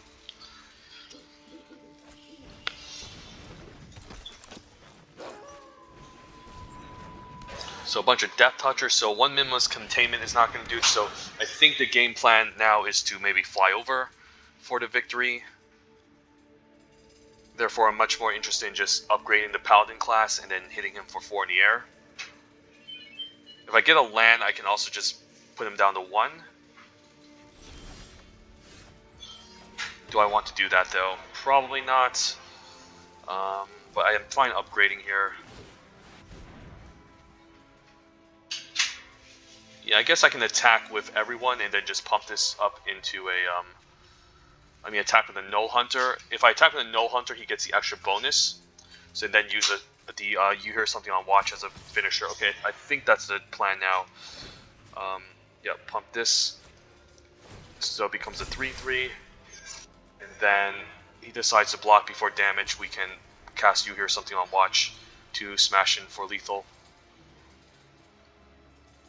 Don't think there's anything for 1 mana that punishes a flyer, so... Yeah, Paladin class is just such a bomb. Card is just so great. So I'm really happy opening this up, second pack. And yeah, we're getting out of the dumpster rankings, 88%, so back to where we began. Definitely have a long, decent way to go before we can savor this account from not getting the Mythic qualifier.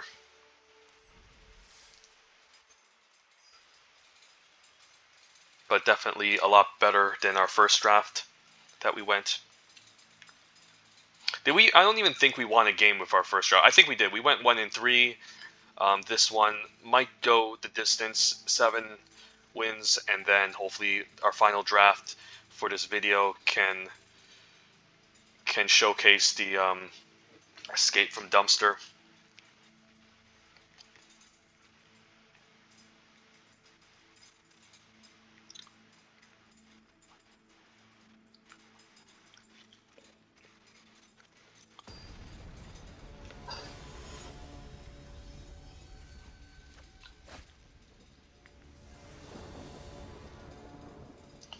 Ranger's Hawk, ooh, Moonblight-based Blessed Cleric can find Paladin class, and then Ancient Lore can draw it, and we can play on the same turn. Seems pretty good.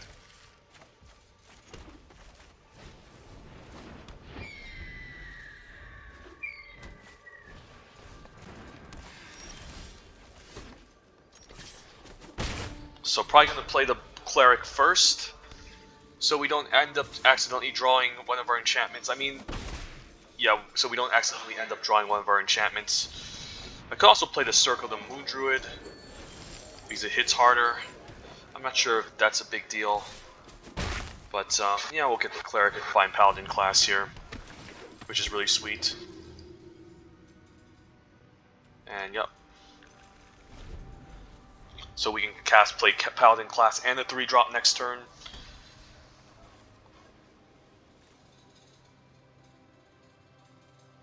I probably don't want to trade off the Moonblessed Cleric since the Paladin class is just going to be very strong. I could also just play this and pump the team next turn for 5, so then he doesn't have a good double block on the Cleric.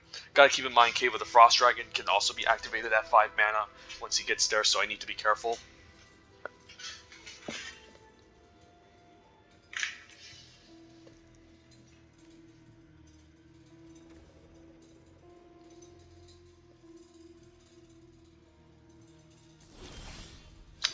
So I'm thinking he might just chump and sack.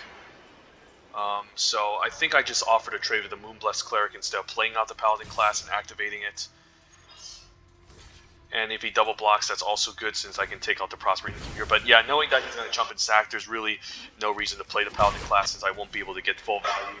So now I can play the Paladin class, and then I can play the Circle of the Moon Druid, or play Priest to maybe dig a little bit deeper in case.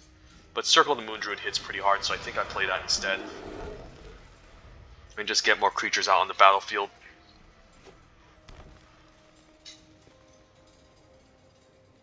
Can he activate this just 1, 2, 3, 4, 5? Yes, he can.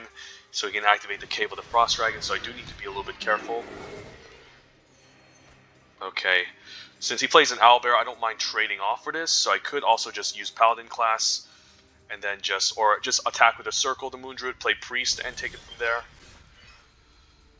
So if I pump with Paladin Glass, I guess that's also, I can just attack with Moonblessed Cleric and Ranger's Hawk, or just offer to trade. I think I actually just attack with the Moonblessed Cleric, because I might want to keep this back on defense against the Owlbear. So I think we just attack with these two and offer to trade. Since I'm planning on blocking the Owlbear next turn, and the trade here is really nice.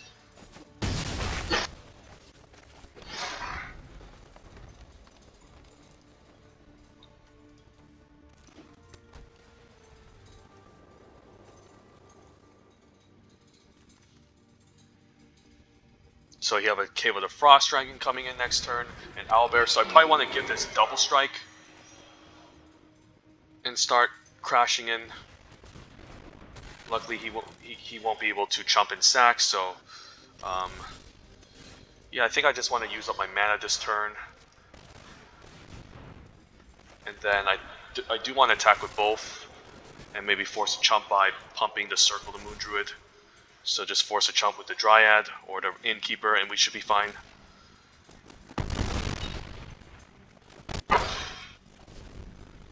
And then now the Paladin class is leveled, we can start deploying the Priest and playing other threats. Gotta keep in mind that when he has mana open, he could just activate the Frost Dragon to ambush the Ranger's Hawk, so I might not attack with this. And instead attack with just a Circle. So opponent has a life gain payoffs, life gain enablers like the Prosperous Innkeeper and the Druid class, but he doesn't seem to have any other stuff going, so opponent might just try to outrace me. Null Hunter. So he's probably going to chump and sack, so I think we main phase the Priest first. And Werewolf Pack Leader is nice. So I could just attack with a Circle of the Moon Druid. And I think I will, just so I can pump the Ranger's Hawk and hit for 6.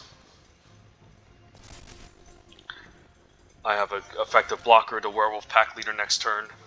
So the opponent might just try to outgrind me with life gain.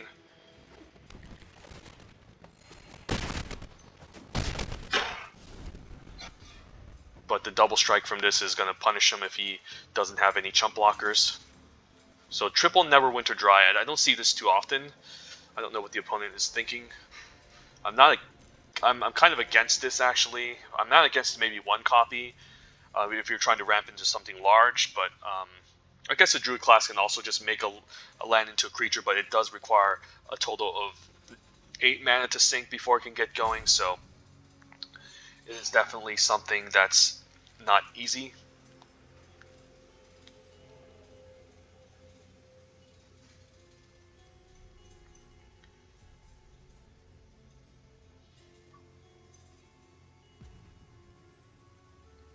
Next turn we can attack with these 3, enable Pack Tactics, pump the Ranger's Hawk into a 4/4 double strike and hit for 8.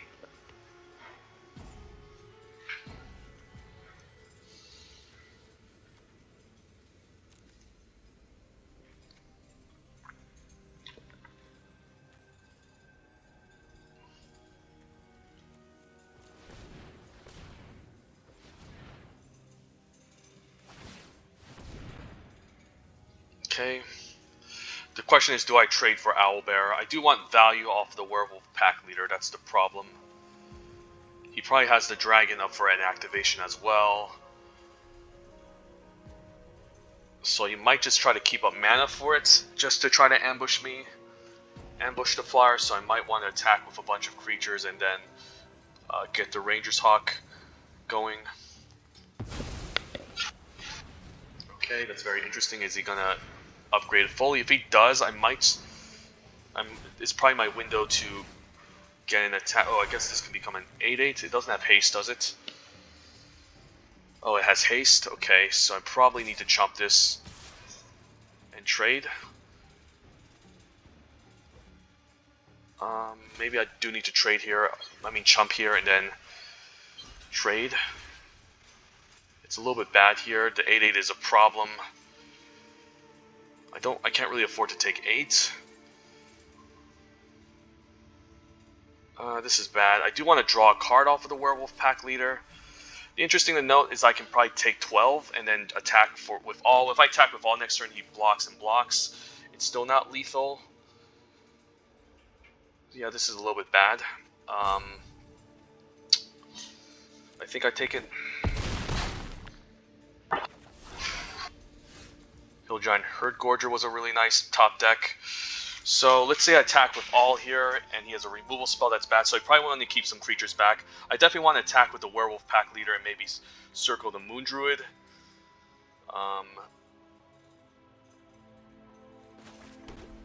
And then maybe threaten to pump. Yeah, I think we attack with these 3.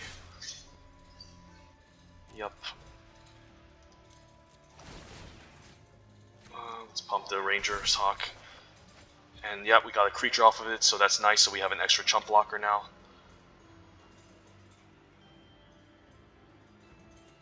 So this does force him to trade. 8, 9, 10, 11, 12, 13. I guess he can still take 5 and fall to 1. But he definitely needs to chump 1 creature.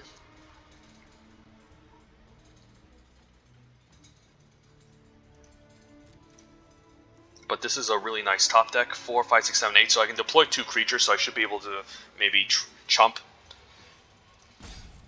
and take it from there. Okay, I'm happy with this chump. So the draw from Werewolf Pack Leader definitely helped. And then here comes the Groan Test. Usually when the Groan Test happens when the opponent drops a Hill Giant Herd Gorger when you're about to close out the game. And yeah, this is good. We can trade here, or we can just chump it, and then we can put the 8/7 in front of the 4/4 to avoid trample. So if he decides to make a dragon, we still have good blocks. So we should be able to win this, unless he has 2 removal spells. I can chump here. I guess if he has 2 removal spells, he'll be tapped out, so I can chump here and just take 4 and still win. So yeah, I think we got this. Worst case scenario, maybe the dragon comes down and taps this, and then I chump, and then I block with the trample, and then I swing back. He can chump the largest creature, but I'll just double strike creature, but then we can just get in for lethal. So I think we have this game. I can't really imagine a scenario where he wins. Even if he has 2 removal spells, we can still chump this and stay at 2, so I think we got it. Cleric class. I guess he can gain an extra life or so. So he has the 2 cleric enchantments. The only problem is that if you don't have the payoffs, it's pretty much kind of dead. So I'm probably going to chump to 9/9 if he stays back with this, and I attack with all. What happens is blocks here, this blocks here. I still get him for lethal, so I still think we have this. Interesting to note that he has the Cave of the Frost Dragon up, so he might try to use that to ambush my Hawk. So I do need to attack with at least two other creatures.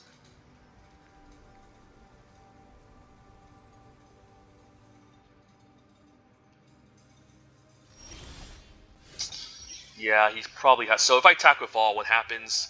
Block, block, block.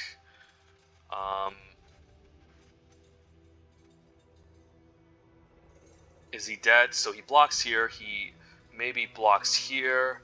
Blocks here. He should be dead. So I think we go for it.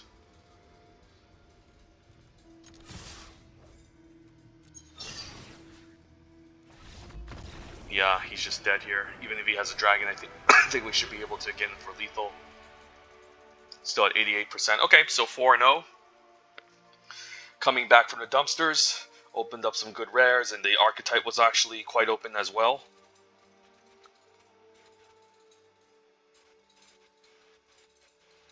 Definitely the complete opposite from our first draft. So we might be able to get a nice 7-0 with this. Let's keep going.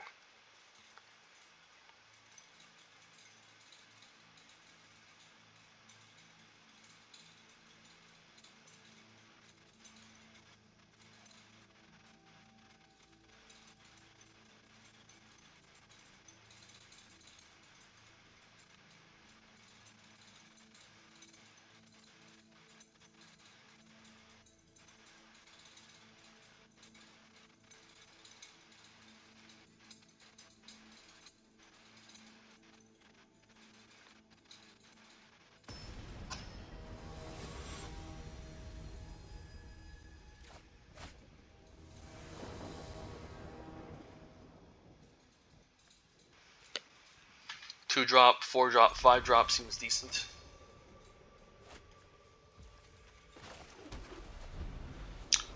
Even though I should have played the Force first in case I get the Werewolf Pack Leader, so maybe that was definitely maybe a misplay. And then I would have still had the option to play a white drop, but luckily I didn't top deck the Werewolf Pack Leader, so. Celestial Unicorn is really nice, so what we can do now is we can main phase the Celestial Unicorn, attack for 2 and grow this. You could have a U here or something on watch, but I'm fine if he wants to use it on a 2/2. So this is why this is a good white common. The fact that this has nice synergy in a white-green Life Gain deck, and whenever it wears an equipment, it's pretty powerful. Makes it a threat that has to be answered almost immediately. Lurking Roper is really strong. Luckily I can tap it with a half-elf monk, so that's pretty good.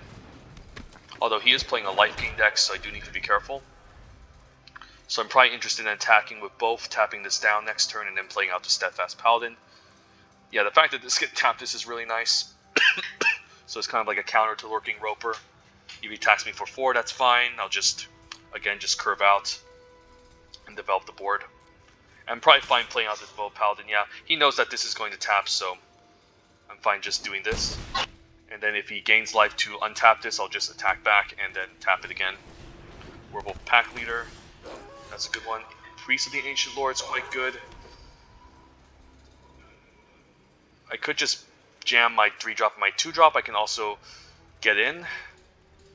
I think it's more important to maybe jam my creatures, maybe set up a good Devoted Paladin turn. I could also just offer a trade here, which I don't mind. I think I will, since if he's going to trade off the Werewolf Pack Leader, that's a nice victory for me. Hoping no combat trick in double whites to blow me out. Yeah, I'm happy with this trade, actually. I'm trading a pretty good rare, and then this way I can just play the Dwarfhold Champion and then apply a little bit more damage once I drop the Devoted Paladin. Steadfast Paladin, okay.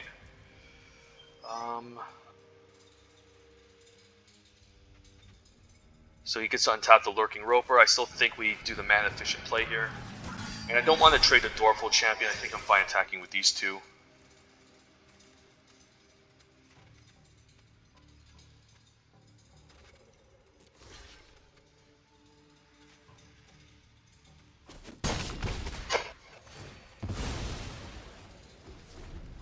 Probably fine taking 4 again. The fact that the opponent's getting mana screwed and drew away his rare and a Paladin is quite nice. So probably fine attacking with all tapping down to 4/5. So I definitely wanted to put myself in full control, move to combat, attack before blocks, tap the 4/5 down. And he's probably going to block the 1/4 and then maybe gain life with the attack in order to untap the Roper again. And we can still follow with a Steadfast Paladin, which is quite good.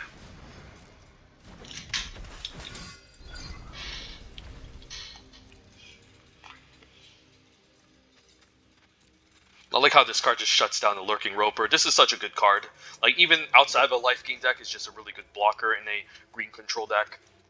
But the fact that we can just keep locking it down makes it essentially just almost a dead card. So he probably wants to gain life with the Dungeon of the Mad Mage in order to untap the Roper, perhaps, and make me use 2 mana next turn, but I still have some good creatures that can attack. Another Planar Ally, sure. Ooh, You Hear Something on Watch is a nice pickup. Okay, do I mind... Yeah, I'll just attack with these, and when they try to... I mean, I don't mind trading for the Steadfast Paladin if he tries to do so. It is a 2-for-1, which kind of sucks, so maybe I'm just fine attacking with the Half-Elf Monk and tapping the 4/5 down, so we'll do the same attack. Actually, you know what? Maybe it's fine doing this, since I also just get in for a lot of damage, so yeah, let's just tap the Lurking Roper. And then if he blocks the Steadfast Paladin, we'll just pump the team, offer to trade, and then get in for a shit ton of damage, so this seems good.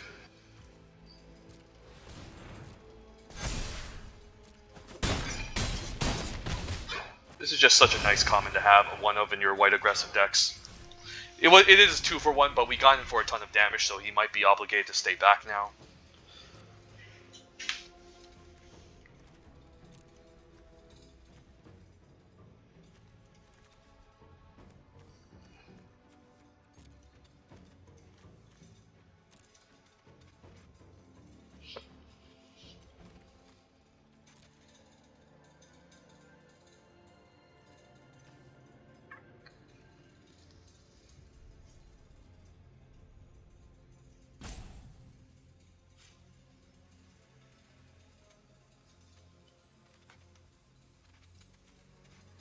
Yeah, he can't really afford to attack with this, I don't think.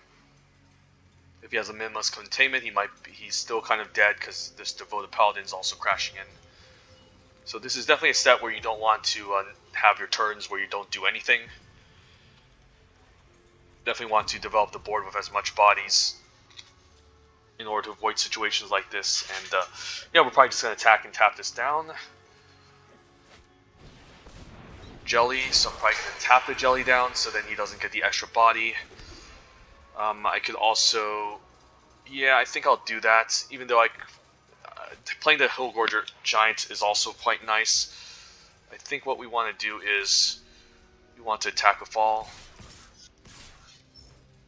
and then activate the ability and tap the Jelly. So I think this, because he can make an extra body when this dies, right? On the next end step, so we definitely want to tap this down so it doesn't make the extra body for future chump blocks. And then he's obligated to block the Dwarful Champion or trade it off, and then we can get in for maybe 5. If he has a You Hear Something on Watch, I can get in for 1 and put him down to 2, which isn't great. So hopefully no removal spell here. Okay, I guess he can gain life, but at least... Okay, that saved his butt. Oh wow, that saved him. Alright. Sure, I guess we're not out of the woodworks yet, but we're still in a pretty nice lead. Opponent's still forced to keep some creatures back. And we're still at a pretty good life total, so... Okay, Okay, that attack is interesting. I guess he's trying to now... I guess he has a follow-up.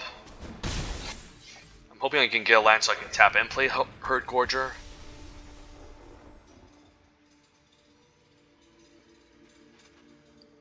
So I definitely want to tap this down, attack with both. He probably is going to chump the 4/4 and block the 1/4 and then make an extra body. So I guess now I need to find something like... I guess I need to just drop the Chill Giant Herd Gorger or play the Paladin. So if I attack with both, I can tap this down. And I think I will, just to get the block out of the way, play the Moonblessed Cleric and find the enchantments. I can play Gorger and then the Paladin class next turn as well. So I think I do it. And this effectively is almost like killing the Lurking Roper. So I think I go for it here. And then he's forced to chump the 4/4 and then block the 1/4. We just want to apply pressure so he just doesn't keep coming back. Might actually just want to grab the Minimus Containment then.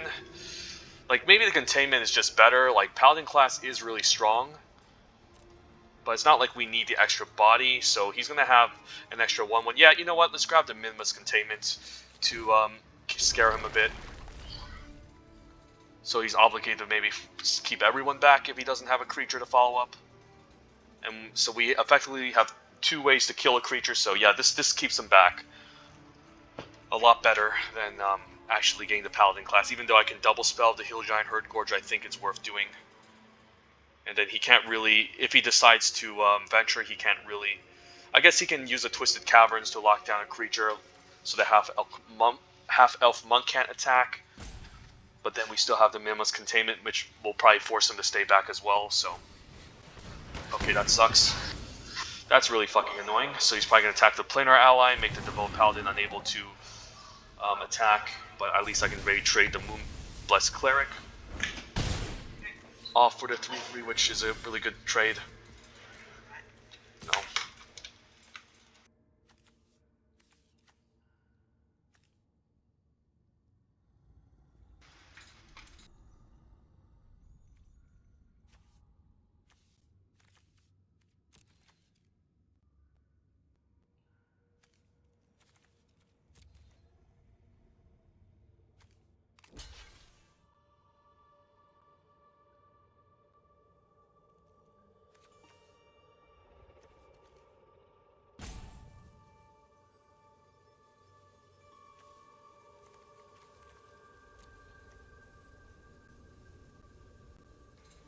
I don't understand this. Hopefully, I don't think there's anything ways to put counters at instant speed, so if he decides to grow this, he's still not going to get a token. It needs to have counters on it. So a chump is good, gets rid of an extra blocker, and then he might just be forced to stay back with both. He can attack twice and venture twice to make a two black skeletons to chump next turn. So I'm happy actually trading for this Planar Ally. Okay, this is good. This trade is good. I like it here. And hopefully nothing to follow up.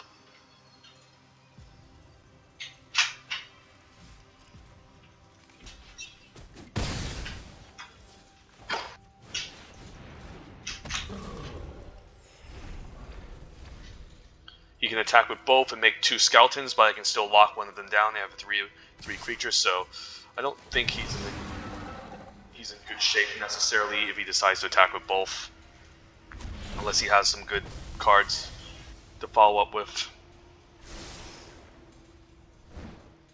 So probably make 2 skeletons to chump block here. I'll take 6, and then I can maybe lock. Hopefully no removal and another spell here because okay, so exile the top 2 and he may play them. Just a druid class and a land, so I don't really care about that. I'm surprised he didn't choose the 2 black skeletons. I guess he only had 1 out at that point. So yeah, I think we win here. I can't really think of anything for 5 mana that can prevent 3 opposing creatures from attacking. Yeah, he's just dead. I don't care about this untap. Good game. Yeah, we're just...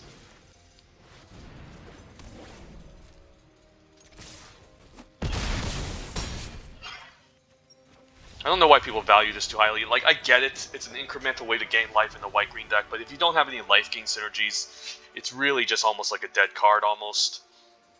Like, it's not until you sink 8 mana and make a creature with it, it actually becomes some sort of solid late-game card. But in the early game, if you don't really have life gain synergy, you're using it just to survive, I don't think it's really worth it. And 5-0, let's keep this up.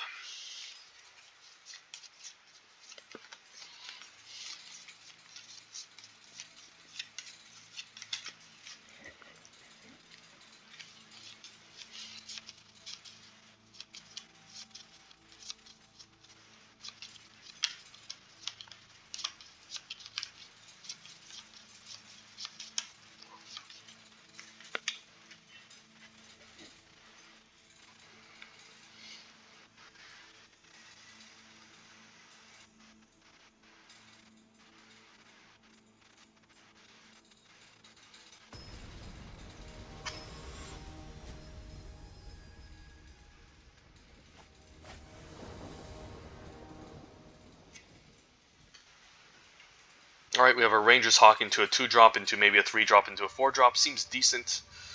Yeah.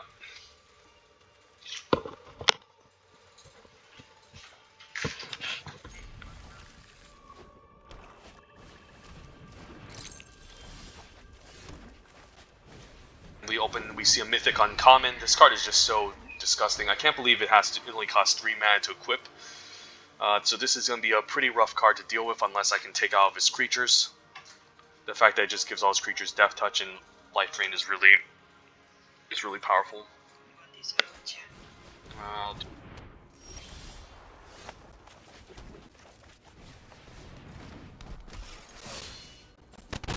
Definitely looking forward to trading with the Horde Robber, since it's just going to generate him treasures to help him ramp, and we can't allow that to happen. So I'm probably just going to put the 3-1 in front of this. And that's, yeah, I guess he's going to get a treasure anyway, so that's bad. Alright, so we're definitely not going to be in a good shape. Hopefully a good 3-drop that can hold off this 1-3. And nope, no 3-drops, so we'll just make him more treasures and have him drain us out, so... Yep, here comes the drain.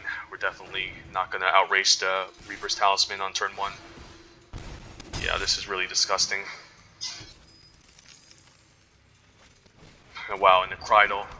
So the opponent has the Dream blue-black unblockable deck.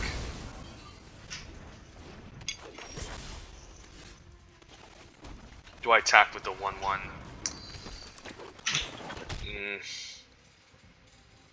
I mean, he's just gonna pay for the Hoarding Robber to connect, so I don't really see a reason to. Stay back. I mean, I guess I can start using this main phase to tap whatever he decides to. I guess I can use this to tap down the spell with the Reaper, so I'll probably take the drain here, because I don't really see the reason. I don't really think. Yeah, I'll have him mill me. 1 T-Fangblade, so the opponent has all the cards, all the goodies. Not good news. Yeah, we'll play the Werewolf Pack Leader, and I think we just play out the Unicorn, hit for 1, and maybe trade for the Fangblade.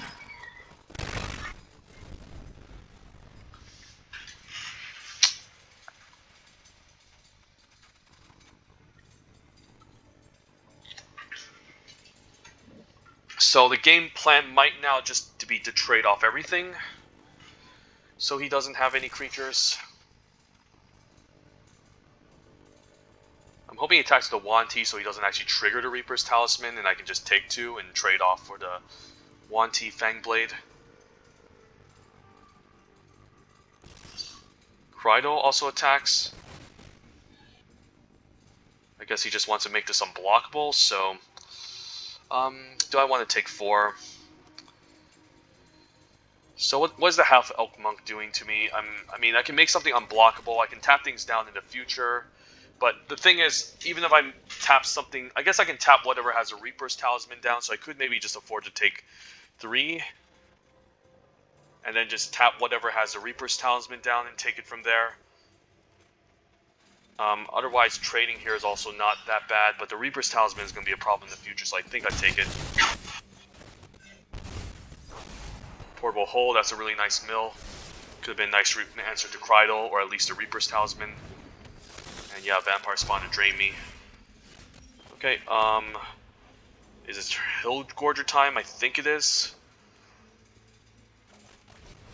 And I can also attack with the Werewolf to draw some cards as well. So it's actually not that bad. You know what, I think I'll offer to trade here, just to draw a card. And then I'm fine trading Wanty or the Celestial Unicorn.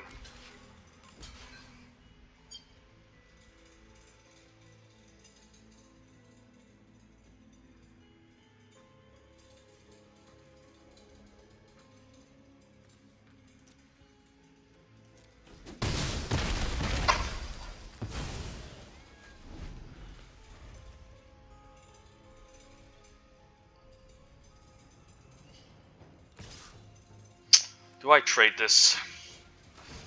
I don't think there's, again, a reason to. Like, I'll just keep tapping down a Reaper's Talisman creature down. I guess he can make it unblockable anyways. Yeah, he just has the Dream, the nutty deck. So we're probably just dead here. Yeah, let's just attack.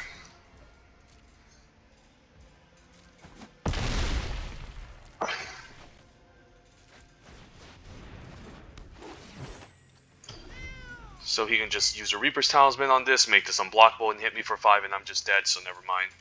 Yeah, the opponent just has the insane synergy, like pretty much a Dream Black-Blue unblockable deck, so wasn't surprised that he went undefeated and is facing me near the final portion of this draft, so...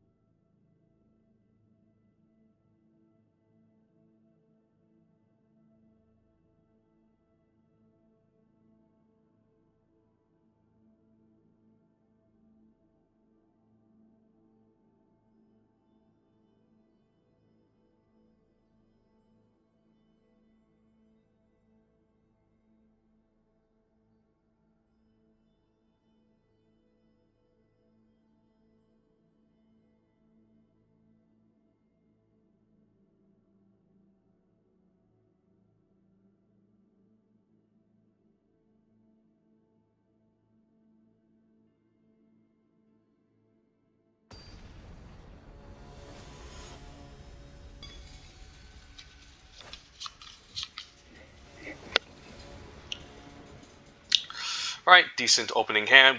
Hopefully we don't top deck the Paladin class, but I'll keep it. And probably leave it force in case we top deck the Werewolf Pack Leader. But I'll probably trade my 2-1 for his 3-1 anyways. So fine blocking this, because this can be a pretty annoying card in the future. A Valor Singer, yeah, we'll trade. I'm hoping he just attacks here. Yep, down for the trade. And then Cleric, luckily, did not top deck the Paladin class, so that's good.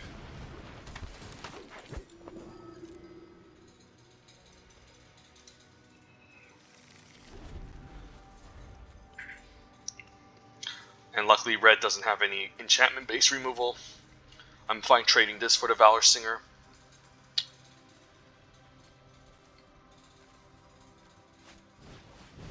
Decides to Dragonfire instead. Alright, I'm forced to probably block this anyways. Hopefully no Pump Trick or equipment to take out my half-elf monk, so hopefully this keeps us alive. Plays a Chaos Channeler. Yeah, that's a problem. I probably need to lock this down, even though it does give him mana. The fact that this can attack and draw him cards is a real issue, so I think I actually containment on the Chaos Channeler. And then I don't think I attack. I mean, I could attack, but he's just going to block. Charm Sleep, sure. Not the worst. At least he isn't ramping to anything large. And then, yeah, probably Bard class here, gain 3. And then just play out the Paladin class. Although, probably want to play out the Ranger's Hawk instead. In case I get white mana on next turn, I want to activate the Paladin class, but I'll probably play the Hill Giant Herd Gorger instead. So red-blue probably has no artifact enchantment removal. Okay, Dragon's Fire. Luckily, the good news is that he's... Yeah, the good news is that this is tapped. The bad news is that if I don't get a land, that can be a problem, and we did get a land, so awesome, so... Yep. Herd Gorge is really nice. So probably send the Ranger's Hawk for 1. And then hopefully he just blows his load on the... just kills the Inspiring Bard, or uses the Dragon Fire on the Ranger's Hawk.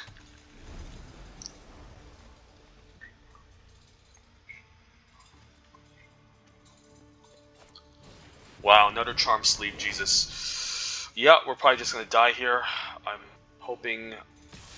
Yeah, I'm surprised he didn't use a Dragon Fire. That was very surprising, so... Yeah, the Charm Sleeps are probably just going to own us here. And, yeah, we'll just play the Paladin class.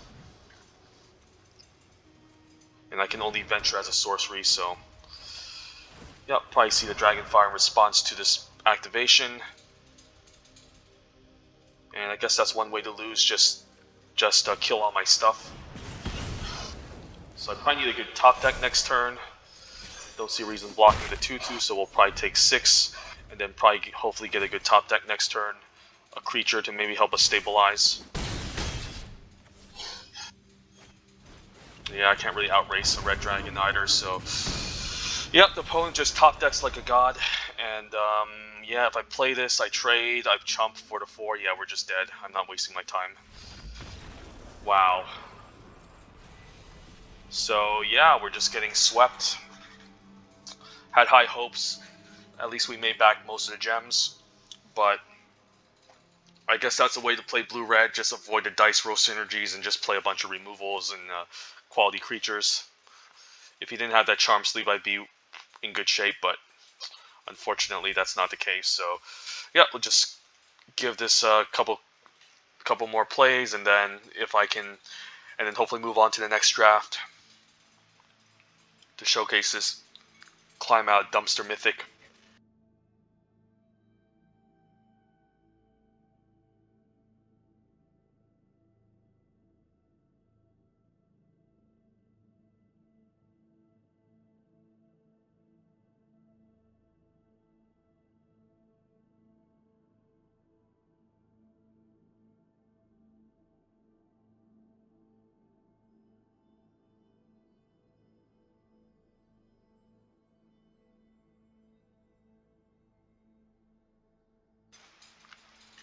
So that was definitely a matchup where I'm playing you find a Curse Idol. Could have been interesting, but I still think we just want as many creatures as possible. And then seems decent.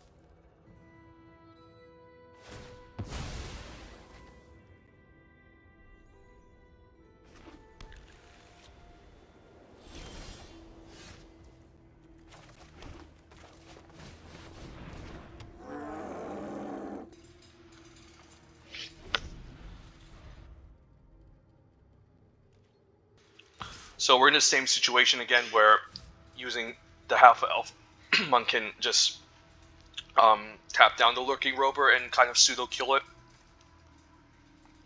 I'm hoping he doesn't have a Minimus Containment here. He might. The question is, do I trade off the Troll for Dritz? I don't think so. So he's probably just going to attack with this, so, and then maybe eventually untap. So maybe trading off the Troll here is good, because the 2-1 effectively blocks the 6-2. So lots of interesting things to consider. So even if I tap this down, he'll eventually untap it. So I think we just want to tap out here and just say go. And not try to be too aggressive, just develop the board, set something up, and then be aggressive the next turn. So the fact that he can sacrifice this at instant speed to gain life to untap the Lurking Roper can be a potential problem. So yeah, I might have to just use a Minimus Containment onto this to set up a good attack next turn. I could also just attack with the Troll and then just bring it back to my hand and just play a longer, grindier game. And then that way Dritz can grow and start attacking.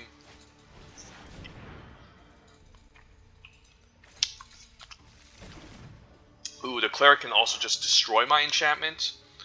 So that's also a problem. I'm happy that he played it though. I probably need to,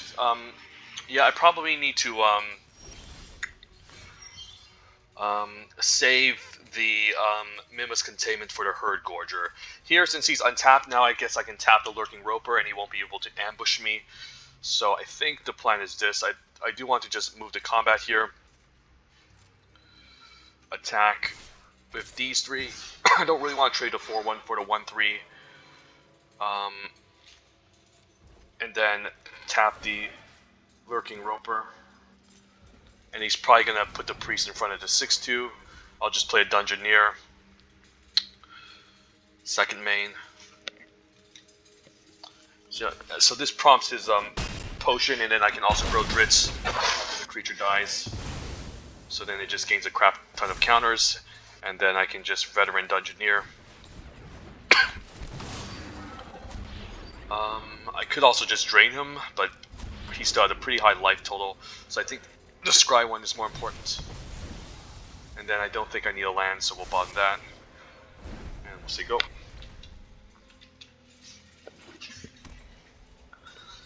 So I can probably still... Okay, so yeah, the Herd Gorger is a problem. He can then tap the Lurking Roper, so I probably want to lock down the Herd Gorger now, and then tap the Lurking Roper down. Fine, taking 4. So by locking down the Hill Giant Herd Gorger, if he tries to sack this at instant speed to untap, I can still tap it down with the half Elk Monk. So I still think we want to. I mean, I can also just fly the Pegasus over and hit for 6, and then I guess I can tap this on my main phase. So I think this is fine.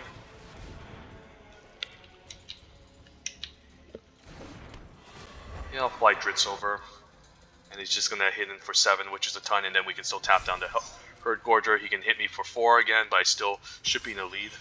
So 14 damage to the face is definitely not something that's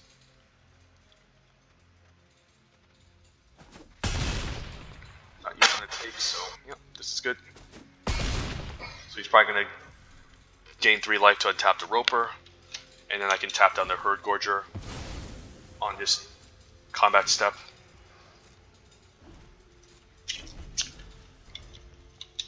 So this is the counter to Lurking Roper, basically.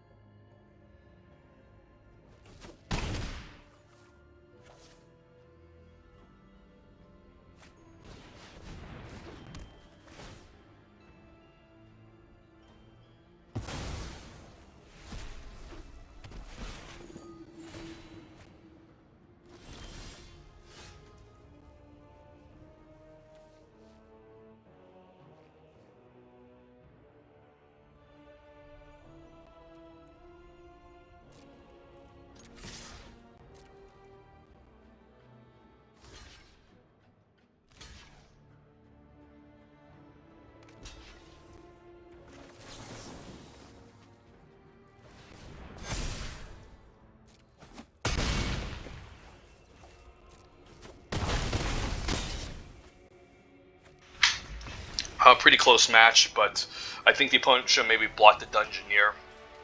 So, I mean, he was dead either way, unless he had another blocker or removal spell, but I think the risk pumping the team at that point was definitely worth it.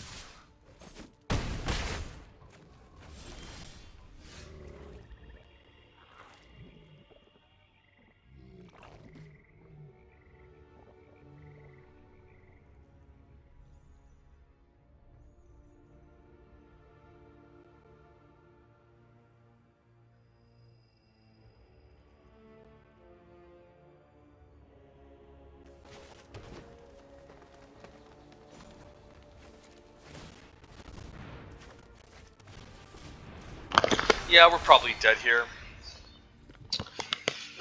Since, yeah, that's just insane. The Hunter's Mark play just completely destroyed me, just 2-for-1 me, and then his follow-up Paladin class also just is quite insane. If he doesn't have it, maybe there's a chance, but yeah, now he can just give his 5-3 double strike, so I'm not going to waste my time.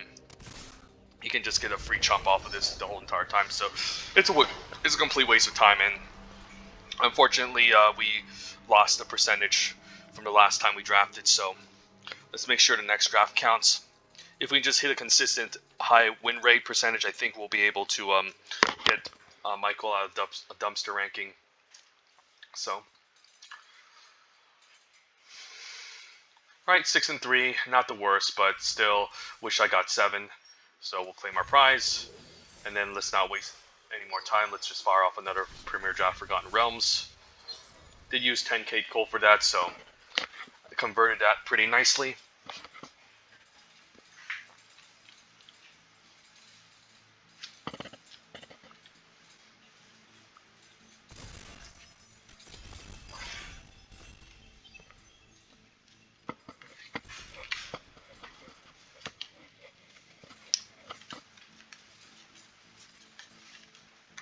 And this is probably going to be the final draft for this video, and then I'm probably going to upload the second video, maybe like 2, 3, 4 hour video,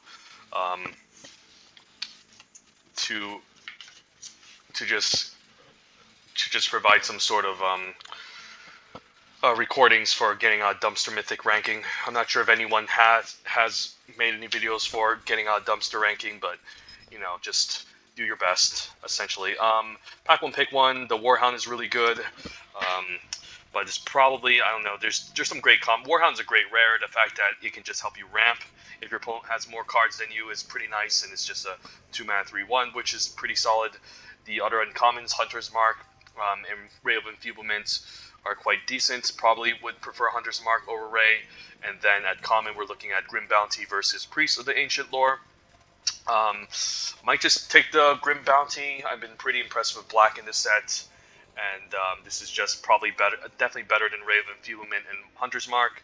The rare Loyal Warhound is good. It helps you ramp, but usually in white you don't care about ramping too much. You're more interested in just curving out with a 2-drop and attacking. Definitely a good card, but if you're already head in lands, it's not going to be amazing since you don't get to ramp with this. It's just a 2-mana 3/1.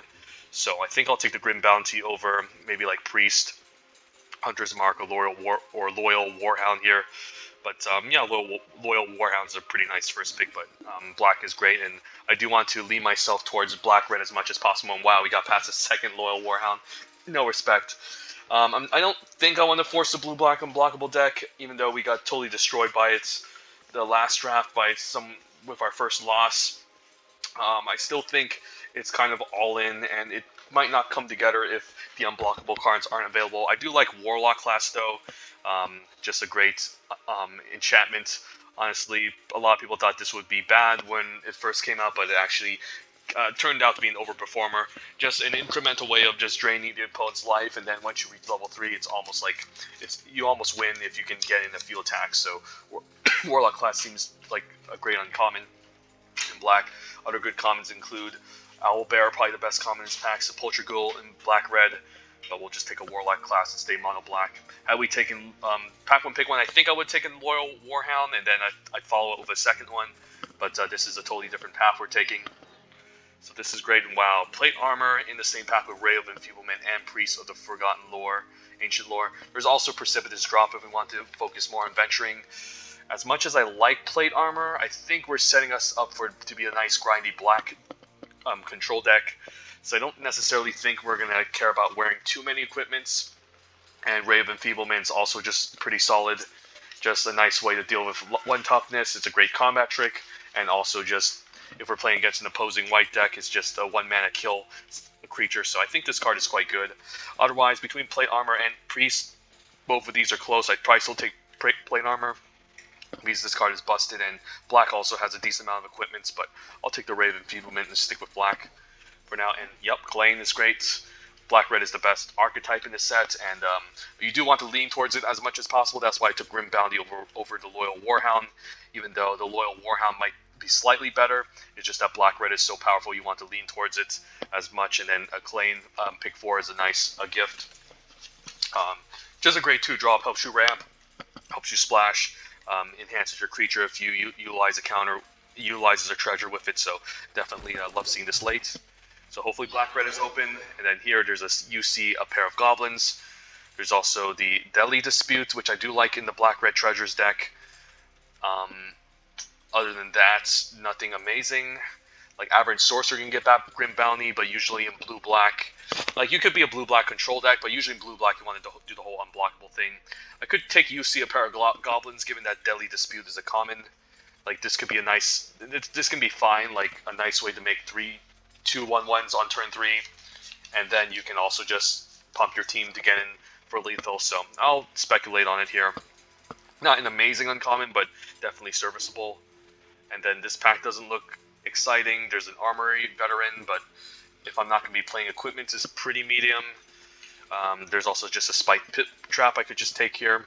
If I want to pivot out of black-red, do I want to be in blue-black? There's a late Charm Sleep, which could be fine. But a Spike Trap is also not bad. Like, it's a 6-mana removal spell, so what? I mean, sometimes it's okay. And blue is not a great color in this set, so I'll take a Spike Pit Trap. Overall, that pack wasn't great. And then here we could just take a Manticore, although there's a late Hill Giant Herd Gorger, which is great. I'm not really impressed by the Manticore, to be honest. It's just the stat line isn't great. Like, you can use it as a removal spell, but it's also very situational. Face Reversal is also not amazing since we're not looking to venture, so I'll speculate on the Hill Giant Herd Gorger in case black-green is open. And then Burning Hands is pretty late. Nice removal spell. Perfect against the green decks, but just 2 mana deal 2 is solid. There's also Boots of Speed, which I'm happy to play, but Burning Hands is just hands down the better card.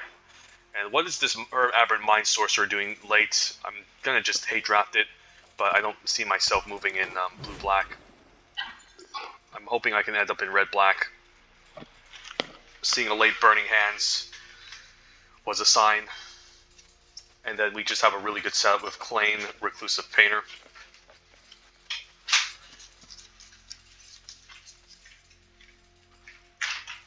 Okay, I guess I'll take a Manticore. Fine. Again, not an amazing card, and that's a pretty late Shortcut Seeker. Yeah, no respect for blue.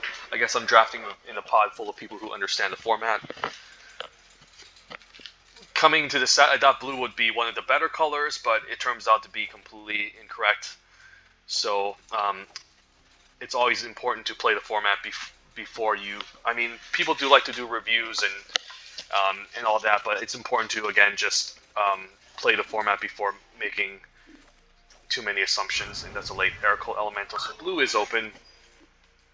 But I still think we might want to take Zorn here, which is great, especially in the red-black treasures deck. We have Clane and Grim Bounty, which can make a treasure, and hopefully we can pick up more treasure generators. The fact that this can just make 2 treasures instead of 1 is really nice. Goblin Morningstar is also a nice equipment. Sepulchre Ghoul is a nice 2-drop if we are planning to sack some things to it.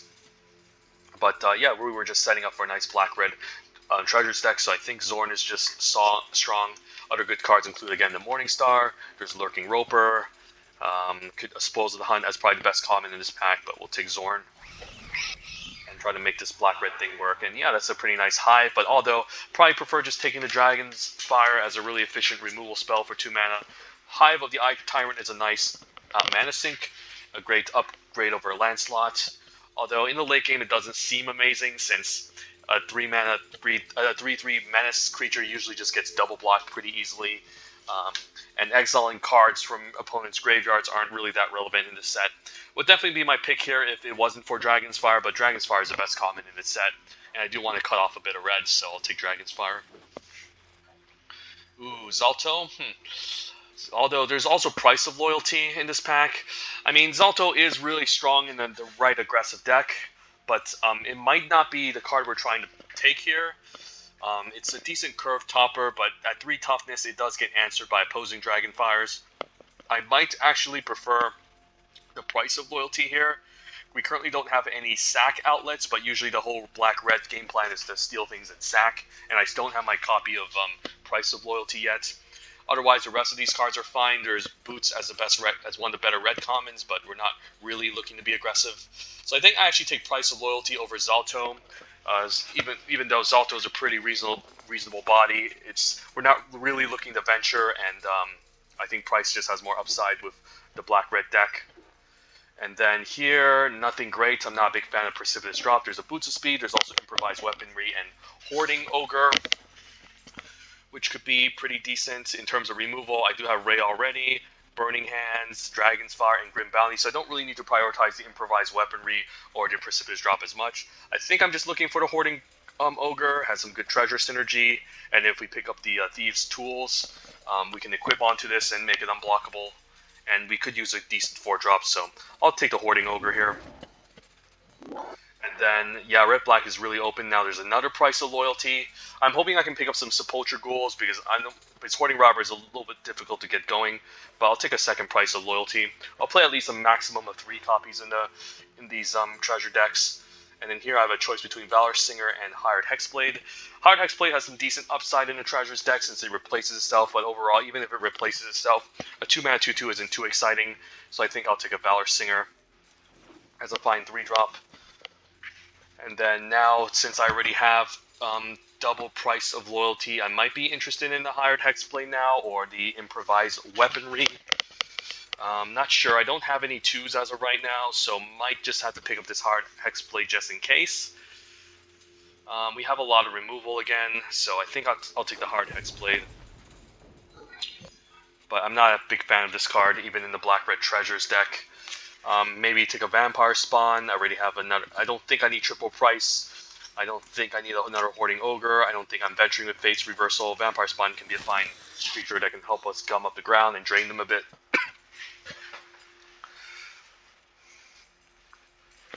But yeah, just got past 3 price of loyalties, I think. So the Sacrifice deck could be open, however Black-Red might not be. I think I'll take Deadly Dispute since I need a sack outlet to go along with the price of loyalty. Currently don't have too much. I guess we don't have any at all, so I think we have to take our first copy of Deadly Dispute. And then I could take maybe a Boots of Speed, which is a really good card. Not sure if I'll play it though. Might not be the right deck, but I'm not a big fan of Unexpected Brazen Dwarf or Eyes anyways. Eyes is just too expensive, and we already have a Spike Pit Trap, which I'm not even sure which we'll play. Basically, your Eyes of Beholder, since it's 6 mana, deal 5 to a creature.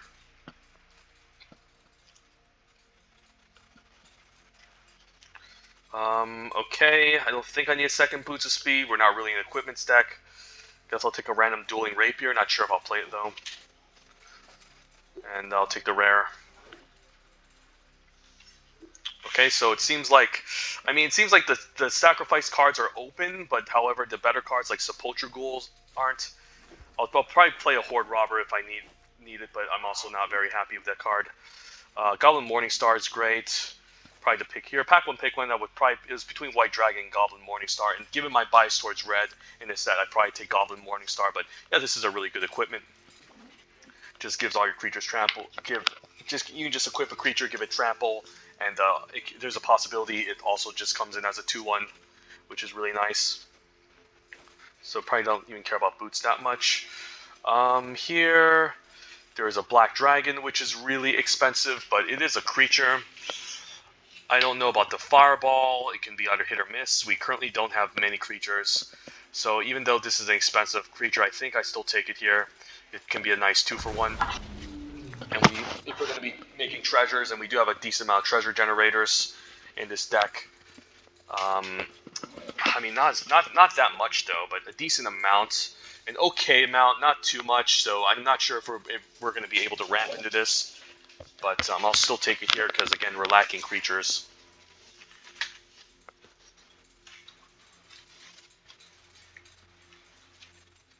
Another Warlock class. There's another Deadly Dispute.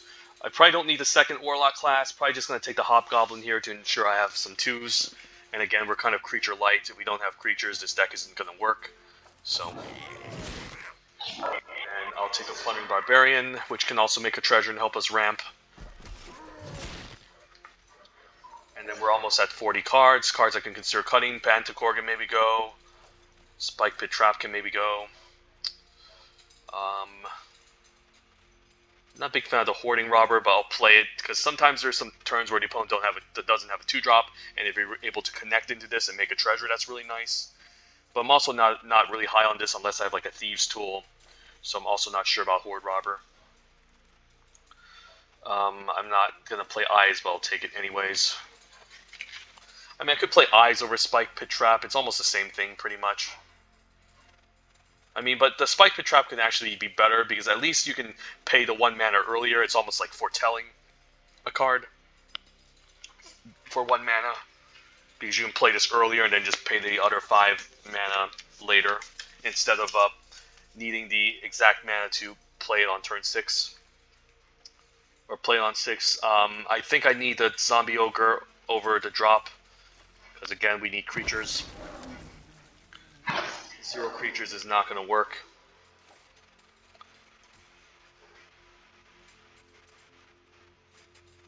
Yeah, I mean, this card isn't bad. The fact that the opponent might be forced to stay back just to prevent this from connecting could be alright. So if I don't have enough sack outlets, I might have to cut a price of loyalty and just only play 1 copy as maybe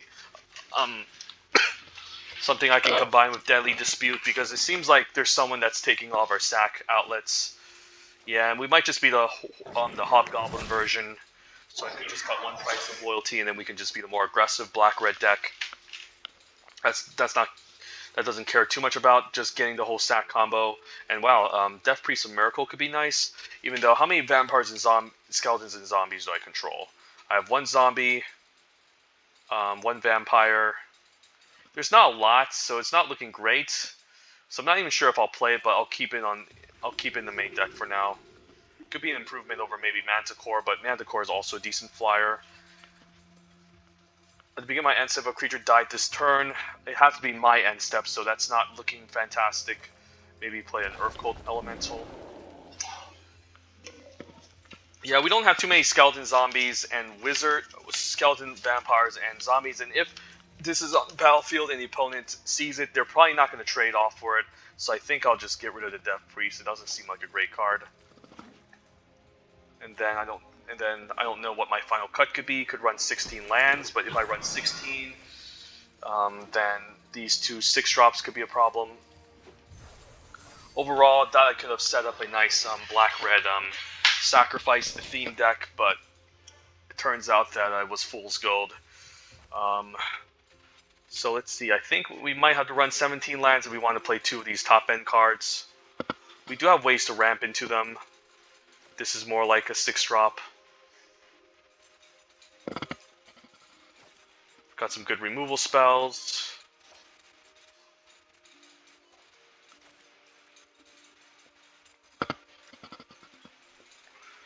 Yeah, we just want creatures in this deck. So 14. I can't really go down a creature. So if I need to cut 1 more card, do I just cut the Spike Pit Trap?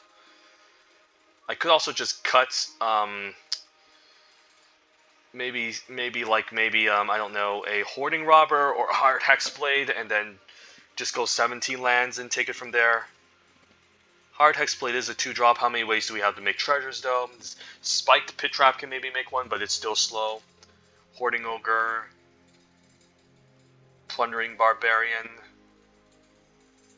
Maybe a Hoard Robber connects. Klain can make a whatchamacallit treasure. I could also just cut the Earth Cold Elemental. But again, we're lacking creatures. So maybe I just cut the Spike Trap anyways and just try to go 17 lands with this. And hopefully it pans out. It's not great.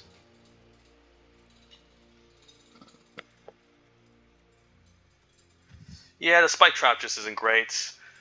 Our removal isn't great either, but I still think we might want to go for something like this. And I can't really imagine going like maybe 17 lands. I mean 16 lands with something like this. If we're looking to play a 6-drop and a 7-drop, so yeah, we'll go 17 lands, slightly favor red, and try this out. But yeah,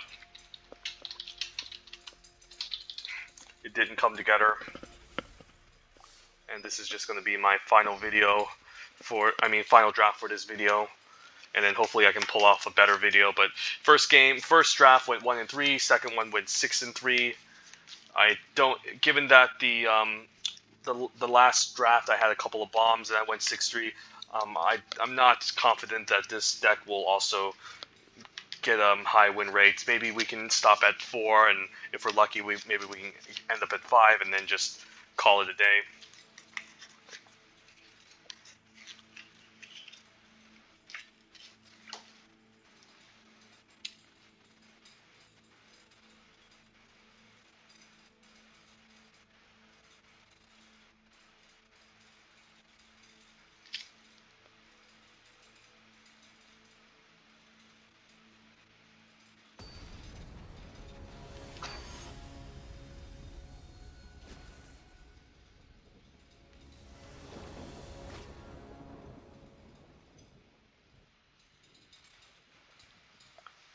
No red mana. That's unfortunate. If I had red mana, I'd keep this, but now we're not going to risk it. This hand's also not great, so we're probably going to bomb the Earth Elemental and then just keep the rest of these.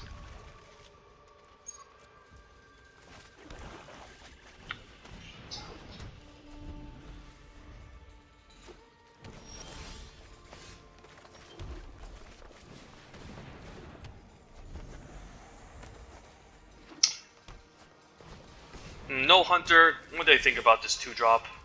I think we Dragonspire it. It's already good enough for me to Dragonspire, so I think this is fine. And then we also have a Burning Hands. Do I sack this? I think I do this now.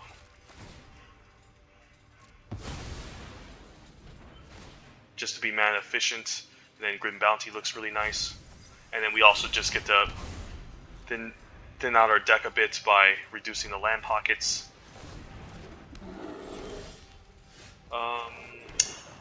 Yeah, we'll Grim Bounty this in attack, I think.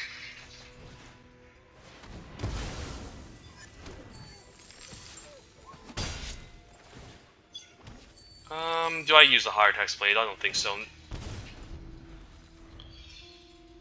I think I use it next turn. I don't want to use both treasures. Using one should be fine. Yeah, using one should be fine here to draw a card. And then we can also just play a Hobgoblin. Ooh, it would be nice if I can have another treasure for the Zombie Ogre, but that's not the case.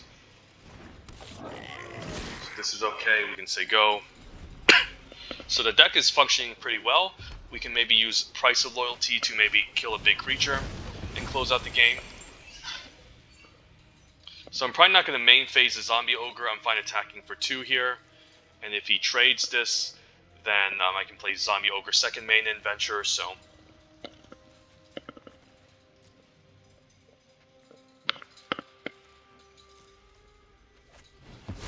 Hand of Vecna is really strong. Is he going to pay life? If he does, I could maybe cheese him out with the Price of Loyalty, but he's not, so... I could attack with both, and I guess if he blocks here, I can Manticore and finish it off, so I'm actually fine attacking with both here. And equipping his sorcery speed, so... Yeah, I guess Manticore is doing some work.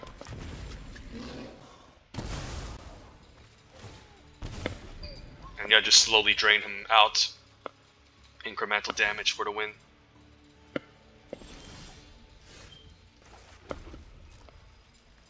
I can just I guess I can activate Warlock class if this manages to connect. And then he's almost just dead, right? So I could just activate Warlock class and then just drain him to death. Wow, that's really interesting. I can't believe I actually managed to do well in this first game. Maybe I just underrate the cards in my deck because I mean, the synergy isn't really there. But the Hoarding Robber being able to connect and generate all those treasures really did some good work. And then the Warlock class being able to find the Grim Bounty and also graveyard those 2 other lands was also really solid.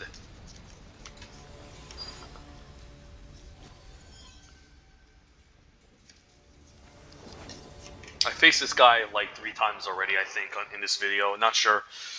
He seems like a really good player with what I saw. This seems decent. I think I'll leave the Hobgoblin Captain. Like, I know this helps me ramp, but I mean, actually ramping with this isn't bad since I can double spell next turn. I think I'll do that.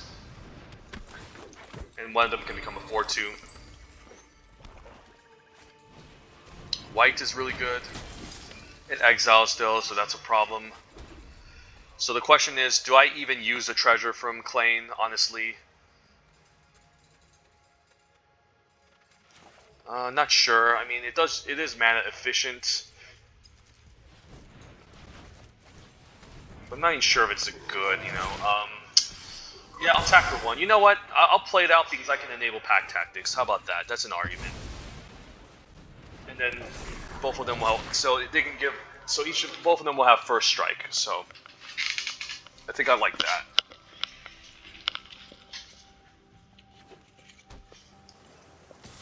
Probably no blocks here, definitely no blocks.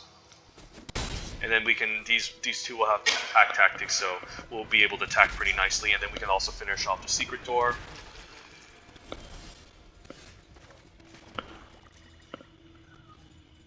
Do I trade for the attack with Clean? I think I do. You know what? Yeah, we don't have any treasures, so I think I'll just attack and then offer to trade with the Sepulchre Ghoul. And then we can also just finish off the secret door. And if he decides to sack with the Sepulchre Ghoul, we can also just finish it off as well. Yeah, I want to use it, let the trade happen first.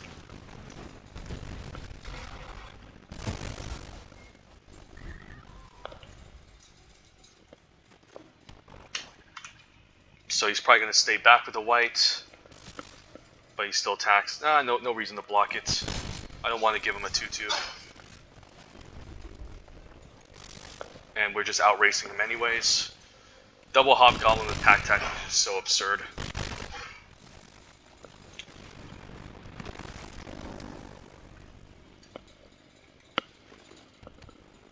And luckily I traded off Kalain because I don't have any more treasures.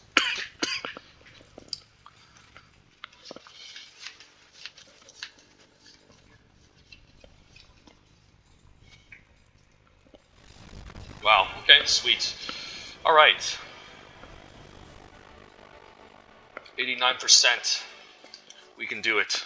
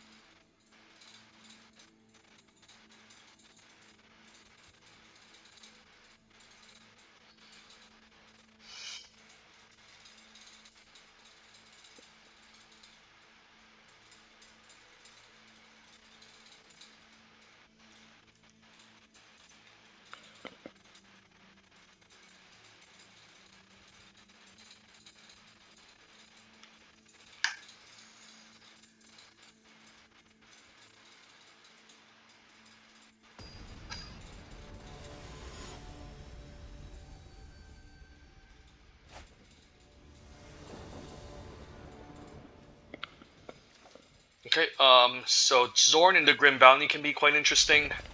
I think I'll try it. And Wizard class is one of the better blue uncommons.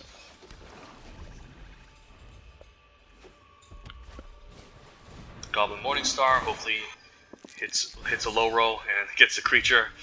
Alright, I mean at least Vampire Spawn can still block it. Not sure if I want a Burning Hands on this though, because he could have something scarier like a Feywild Trickster. So I'll take 2 since the Vampire Spawn can block it. And then probably use this on something else. Yeah, I probably don't want to use Burning Hands on the 2-1. Keep in mind that the 5th chapter can be kind of game breaking, so let's think here. Good Zorn, and then, yeah, you know what, Vampire Spawn blocks better. I think I want to get the Vampire Spawn going, and then I can set up a turn where I can play Zorn after the Hoarding Ogre, so then I can get the Hoarding Ogre triggers. That seems like a good Grim Bounty target. Do I Grim Bounty now? I think I do. I don't want him making treasures. And then I think I'm fine attacking for 2 since I should be ahead in this race.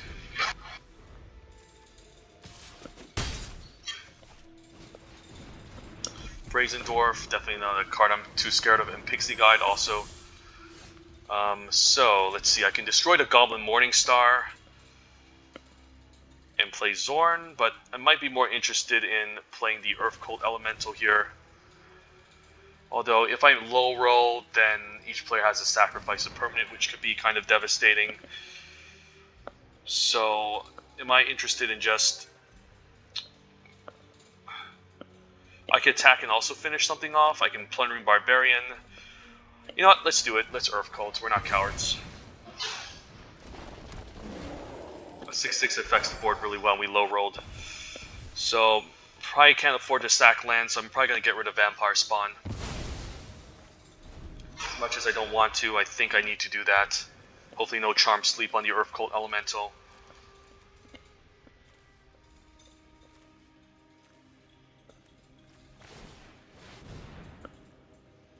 So he's just going to take it slow.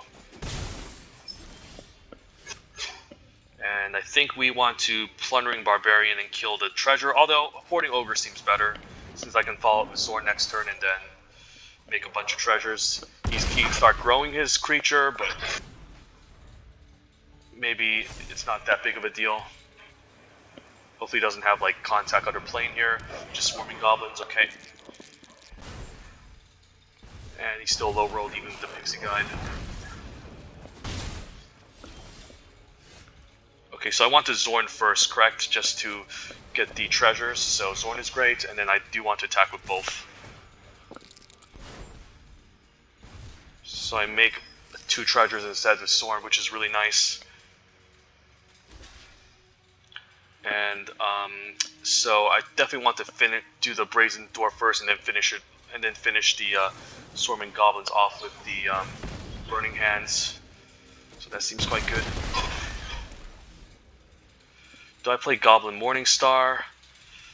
I don't know if I should. I mean, I'm going to make treasures anyways next turn. You know what? I don't think I should. It's a little bit too risky.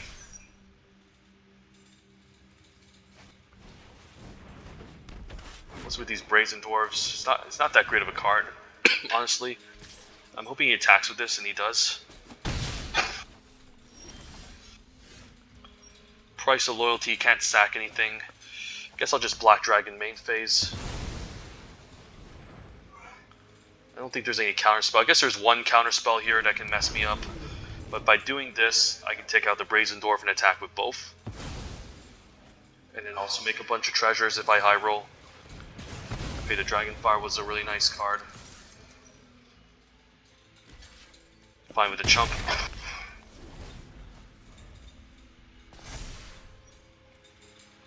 So I can destroy the artifact or make 2 treasures. I can also steal this, I guess, next turn and go for lethal. Yep, Magic Missile, sure. I'll take 4. Oh, I guess I can steal it and sack it if I need to, so. Let's attack, and if this fails, we'll sack it. And yep, we got it. Jeez.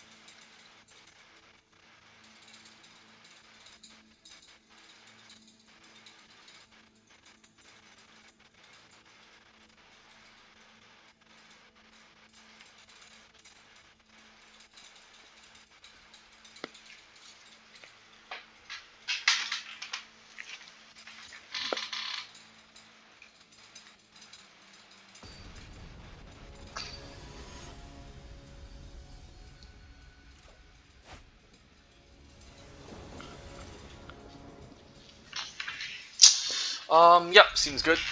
With Warlock class in the opening hand, this is also nice.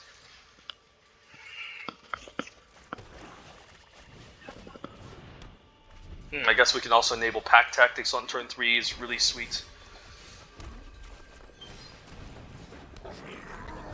So Valor Singer is also going to become 3 powered after the turn he's played, so that's good. Don't need to be scared of any flash creatures. There's only 1 flash creature at 3 mana. You could have that counter spell that's somehow people still play in the set. Not sure. Alright, fair enough.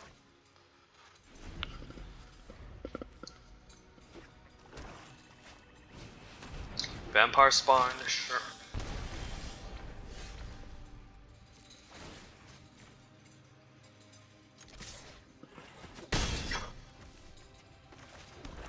And the Hoarding Ogre being able to make a treasure for a Hired Hexblade next turn is nice. Jin Windseer, okay, also pretty good. Do I mind trading the Hoarding Ogre for it? Not really.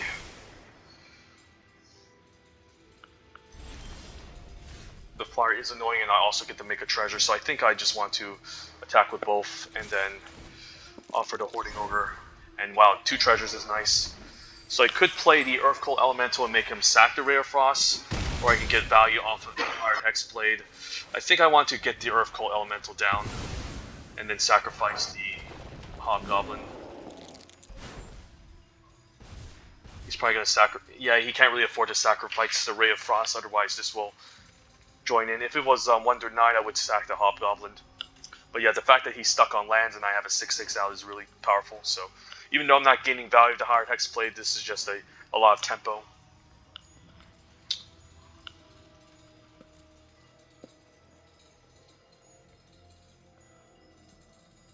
Yeah, he can't really afford to give me an extra creature by sacking the Ray, so I think he needs to sack a land.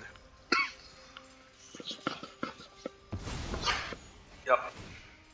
And that's really nice with Warlock class also draining him.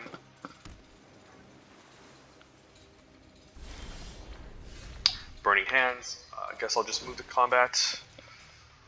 Question is, do I try to level up Warlock class? I don't think we're gonna get to 7 anytime soon, so I might be more happy just playing an expensive Vampire Spawn. I'm hoping he double blocks the Valor Singer so I can Burning Hands to finish it off. So I think I attack here. If he tries to double block, we'll try to blow out the 2/1 with Burning Hands, which is nice. And then I think I just play the Hired Hexblade without value, or just activate Warlock. Yeah, I'll activate this instead. I think I need to get a land. Deadly Dispute is pretty nice since I can just stack the Hobgoblin. I think I'll take it instead. And also plays pretty well with Hired Hexblade making a treasure. We're also ahead, so I can afford to be a little bit land screwed. So I think we attack first.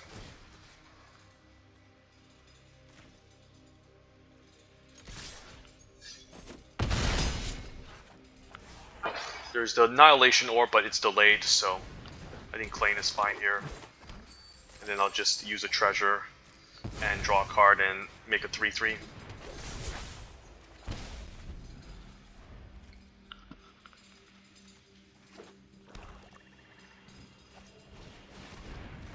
Bouncing my 6/6. Bounce a 3/3 instead. He needs to block the 6/6, so I think he's just dead here.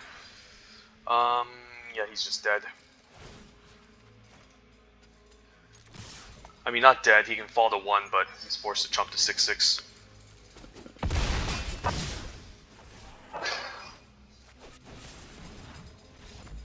Yeah, he's just dead, there's no... I mean, I could just play the Vampire Spawn. I don't even know why I decided to waste time. But luckily, I didn't BM the opponent too much, so very, very surprised I'm undefeated right now. I think this is the 4th game. We're currently 4-0. And this deck doesn't really have any bombs, honestly. The biggest bomb is probably the Warlock class or the Klain, but 4-0, okay. I guess it did come together.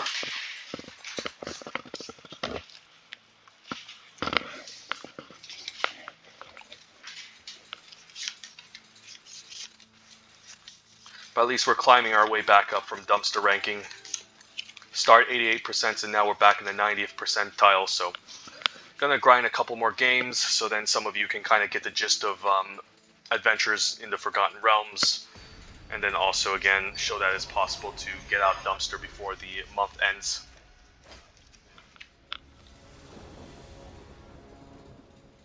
Alright, Hoarding Robber on 2 seems decent. I might just play this over to Hobgoblin, just to gain some treasure tokens. But there's also an argument for playing the Hobgoblin to exert more pressure. Reaper's Talisman is a bomb. Hobgoblin can deal more damage. Hoarding Robber can help me ramp. I think I play the Hoarding Robber because I might need to double spell next turn, and double spelling just provides a lot of tempo. Valkyrie Goblin needs to die. We're definitely going to Burning Hands that, so let's just do that now. And then making the treasure here is really sweet, so even though we don't get to deal the incredible, insane amount of damage, we can still play out the Hobgoblin here and then make up for the turn prior by gaining that treasure. Plundering Barbarian. I think I just Dragon Fire and then save Grim Bounty for something large. Price of Loyalty. I wish I had a sack outlet, but I don't, so I'm just gonna kill this and attack for 4. Pressure.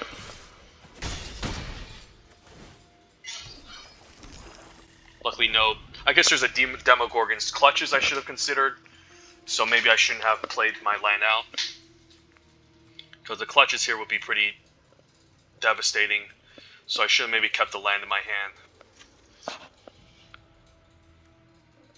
Because let's say I draw land next turn, well, it's not a big deal, but I mean, even if I draw a spell next turn that's relevant, I'm still gonna having that land from the previous turn wouldn't have been a difference because I would have played it that turn, so I'm hoping it doesn't make me discard 2.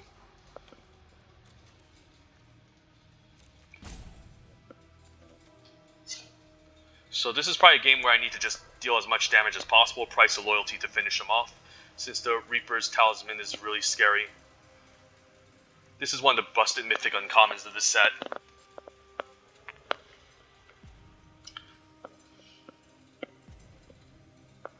This card's so nutty.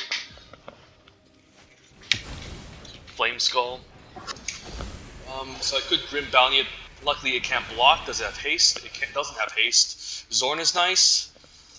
So he's going to gain 2 and drain for 2 and hit me for 5. I don't think I want to Grim Bounty this turn since he can't really block anyways. So I'm fine if he attacks me. I'm just going to keep ramping here. I can also just kill it now. But it's not a big nuisance. I think my game plan might be to just steal something and then kill him for lethal and then save this for something better. So, alright. If he has removal, however, I'm probably going to kill this. If I Price of Loyalty, 3, 4, 5, 6, 7, 8, 9, 10, put him down to 3. Yeah, he probably has a removal here. If he does, I'll probably Grim Bounty, but let's move the damage first. Let's move the attacks first, I mean nothing. So still nothing, that's great. So I'm probably going to cast Warlock class, activate it, and then we have treasures to cast anything large, essentially. Deadly Dispute is great. I can steal and Deadly Dispute. I could also just play the Hoarding Ogre next turn, and also make more treasures and have more pressure on the battlefield. Yeah, I don't think I need Deadly Dispute as much as I'd like to steal and sack. I think we're just interested in applying pressure here. And we'll get the Hoarding Ogre out, and we should have enough to cast our spells next turn anyways.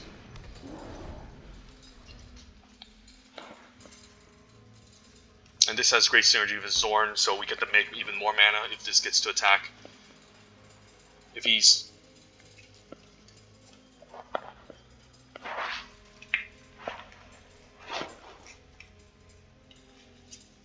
There's an argument for the Valor Singer, but it's a 3/3 anyways. But I guess you can distribute it. If a creature dies, okay, you kill Zorn, but I still have treasures, so I should be okay still.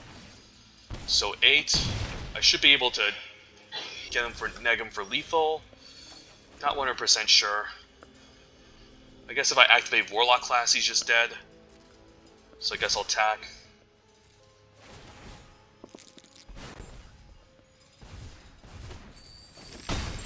And then we'll just cast Warlock, activate Warlock class, and he's just dead, so yeah, pretty nice way to win. I guess I could just kill this too, but sure.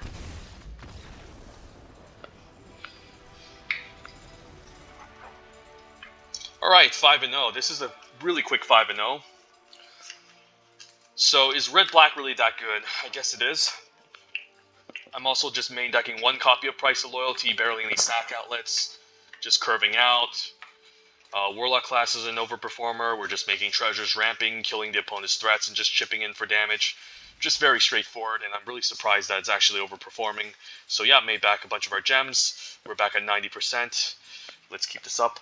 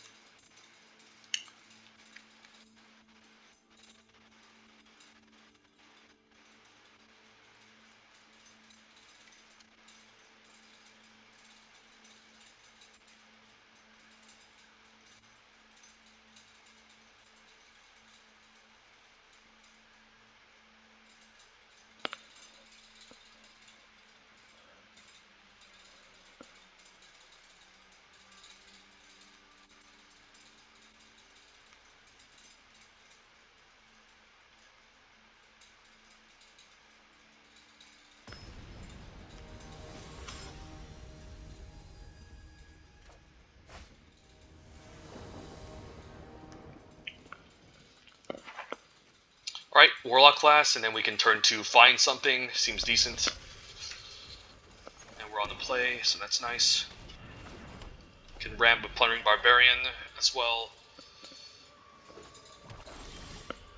Don't really like anticipating, so I think I need to hit my lands. Not sure, but the earlier I get this down, the better. Yeah, Hoarding Robber seems too slow. I think I need double black for the Zombie Ogre, and we have double red already, so probably grab a Swamp here.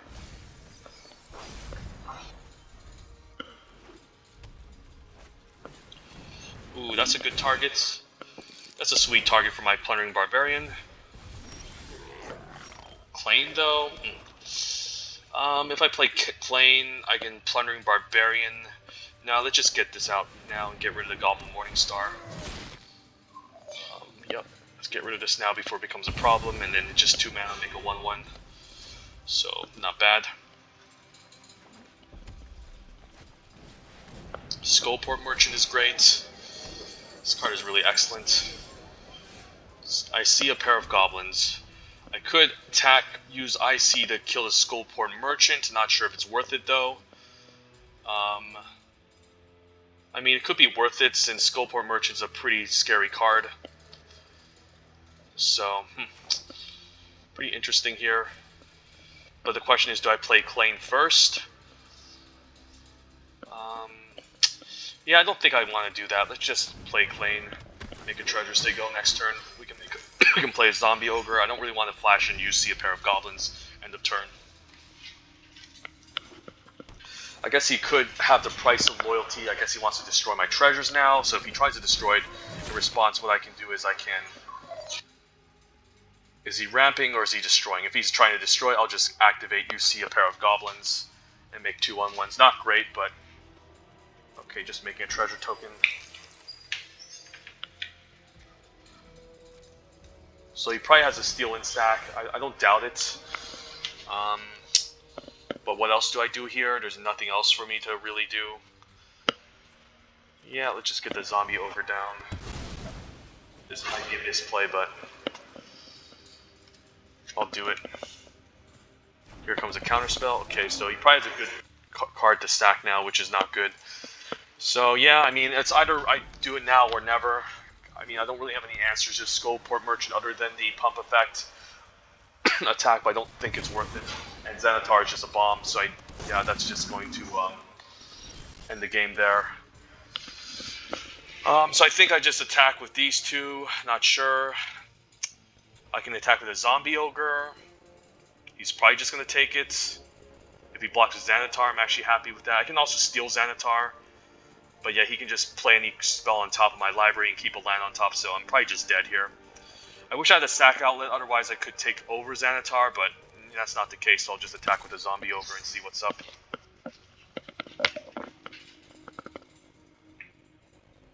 I'm hoping he blocks, and of course you will never block. Right, I guess we're just dead. But maybe I can just try to go wide and kill him, not sure. Yep. So he's probably gonna just play any card he wants on my top of my library or keep a land on top. So he plays my land. Probably has enough to cast anything, including like Grim Bounties and crap.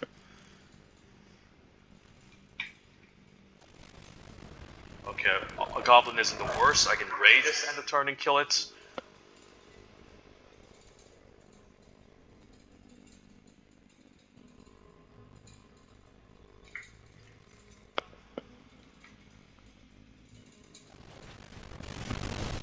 It's annoying. Yeah, this card is just a bomb. I don't think I can beat this. It's hardly beatable, honestly.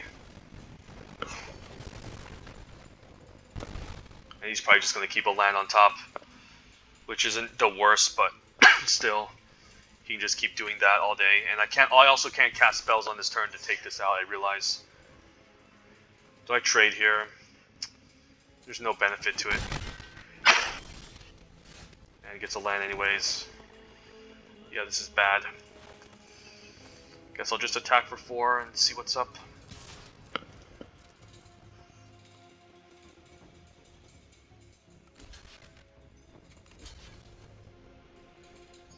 Probably need to take out the Skullport Merchant.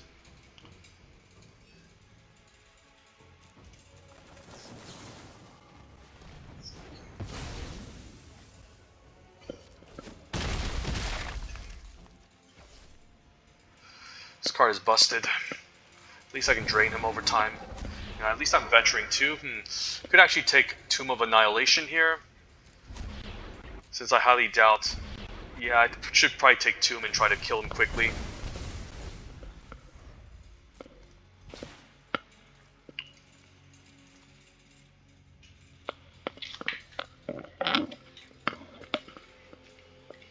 This is like the worst card ever printed for this set.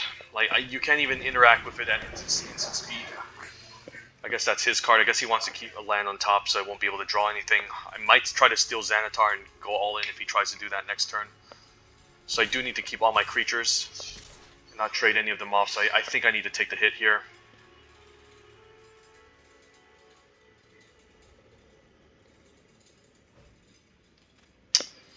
Yeah, we'll just take it.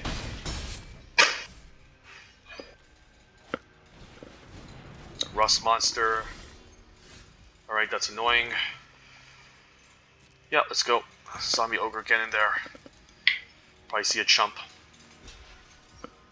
Which I'm fine with again.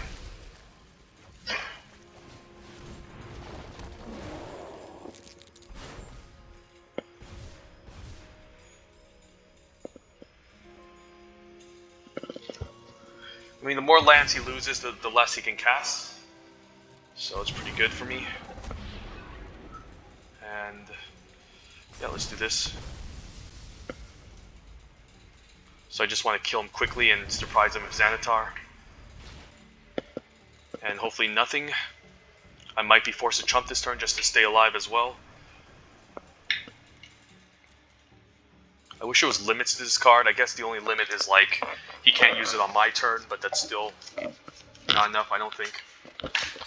So I'm hoping he just goes for an all-out attack. I'm able to survive, and then I can just steal his stuff and sack it.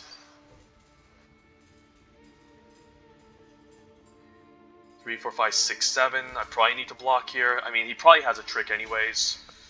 So I'm probably just going to block here and then fall to 2. If I trade here, what happens? I mean, I could just fall for 2. If I take... Yeah, I mean, if he plays a dragon, I'm just dead. I don't have a burning dragon in my deck. But honestly, I don't think there's any way out.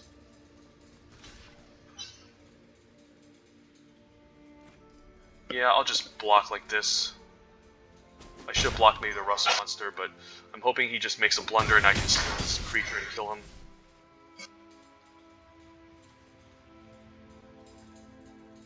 Or just land on top.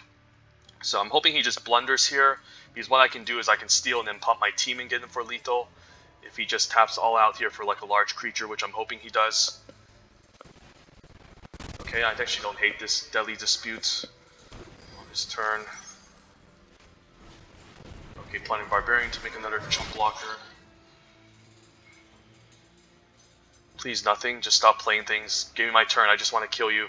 I think I have lethal if he just doesn't deal with any of these 2 creatures here. Yeah, I think I have lethal if he doesn't deal with them, and he doesn't. Okay, hopefully no instances, because we need to go for this turn. So yeah, let's just steal Xanatar. Please resolve. Attack with all, and then pump the team with UC a pair of goblins when he decides to chump. So luckily no interaction here.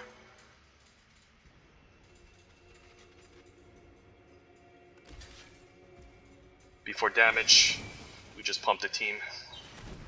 Please resolve. Please resolve. Yeah, this is pretty much my only out. Please, nothing. No instances. Resolve. Kill him. Oh my god, I can't believe I got him. Jesus Christ. Against Xanatar. Holy crap. Holy crap. Luckily the opponent got really greedy and didn't play it safe. Oh my god. He wasn't expecting that, I bet. Jesus. Oh man. That was, yeah, that was something. So 6-0. Jesus. Oh my god. Wow. Wow, wow. Just beat a Xanatar that was on curve. Don't even know how I managed to get away with that one, but still a 91%. So, alright, one more game, and then I'm just going to have to close down this video and then make a new one so it can show the journey out of Dumpster. But let's, this is very surprising. I'm not sure if the last deck was actually just better than this one, and we got really unlucky, but honestly, I don't think this black-red deck is too amazing, but we somehow still managed to get 6-0. So I think it's just luck and variance. But I'm quite surprised I even managed to win that one.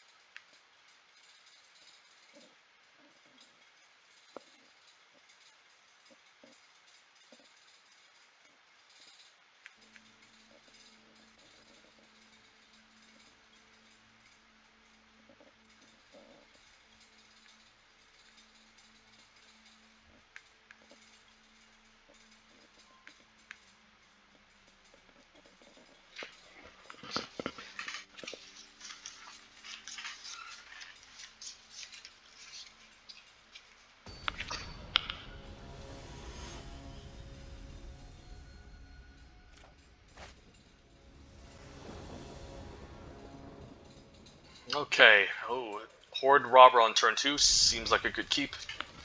So it's probably just the lucky opening hands we've been having. And probably just want to play the Horde Robber because, again, if we manage to connect and make a treasure, that's pretty big. So let's go for it.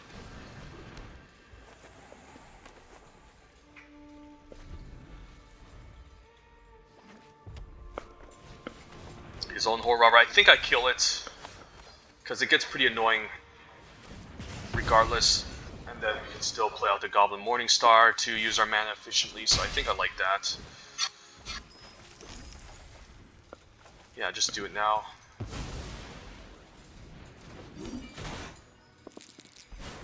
Yep, that was a good high roll.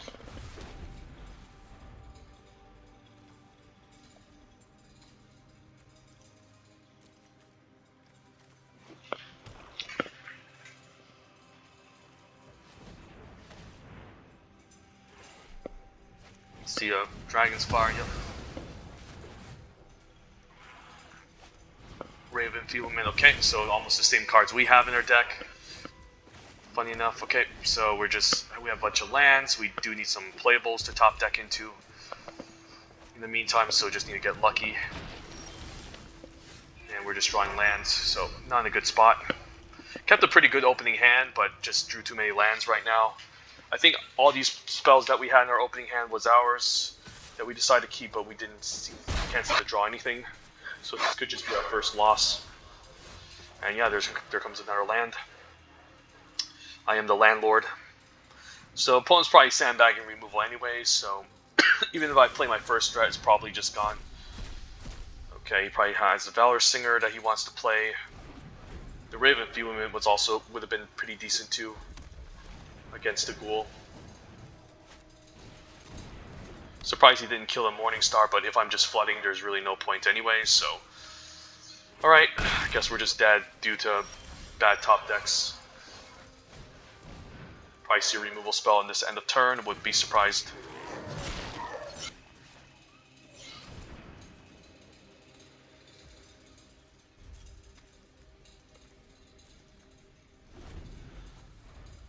I think I'm trading for one of these since I'm pretty low on life.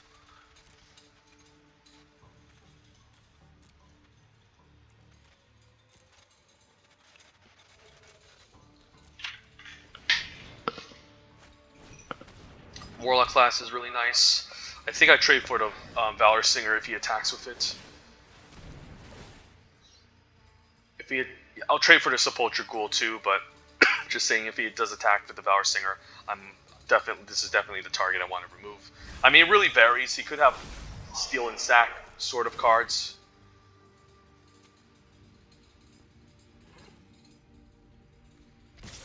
Surprised he's attacking. Yeah, he could have Steal and Sack, but I still think getting rid of Valor Singer is more important. It's just going to overall do more damage. Claim is fine.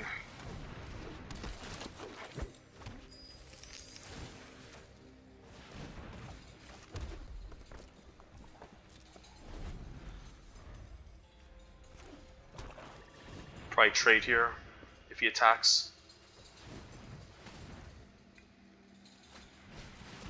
Chaos Chandler is a good one. Ooh, Grim Bounty, sweet. That was a good top deck. Probably see Deadly Dispute in response. We just sacked it. Okay, deny me a treasure.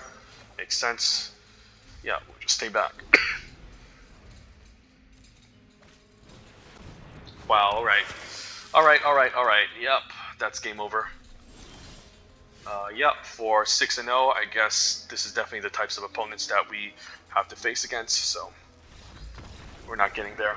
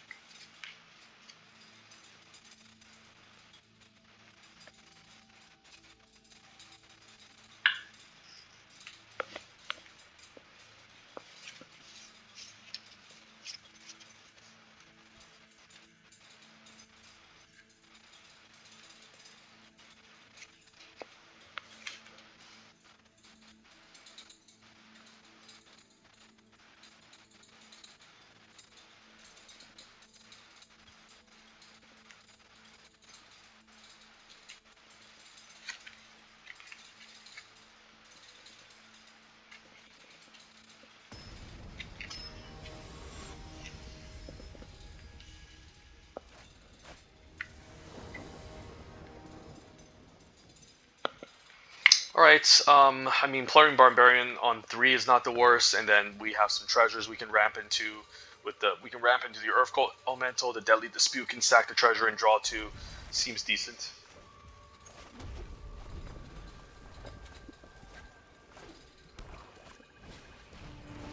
Turn 1 Warlock's class is always scary. Okay, that's another big boy we can ramp into. So, not bad.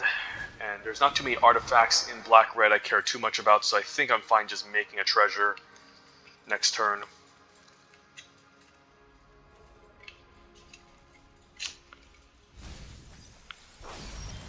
Alright, so, yep, let's get this down.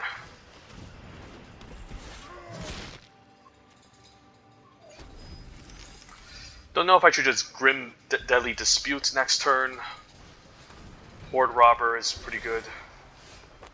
It's not worth for me to. It's not worth for me to Grim Bounty. Honestly, so I think I'm fine just playing on the Goblin Morningstar, keeping up the Deadly Disputes. All right. I could also just equip here. Yeah, I could equip here, and then even if he kills this, I'm gonna chump with the 1/1 anyway. So I think equipping onto the Plundering Barbarian is right, and we can just say go.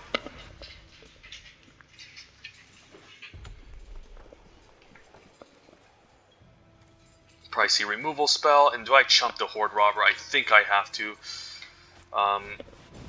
Okay, just destroys the weapon, that's fine. And I can still double block the Horde Robber if I need to. And he doesn't, okay. Right, I don't mind that. Vampire Spawn can help us hold the fort, so I think it's fine attacking for 3 and offering the trade, and then play out Vampire Spawn. Need to get a little bit aggressive here.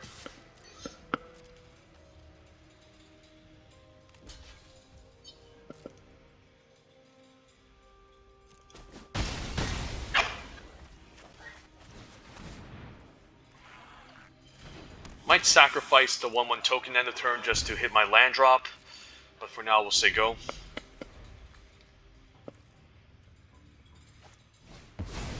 Westgate Regent, okay, that definitely needs to go.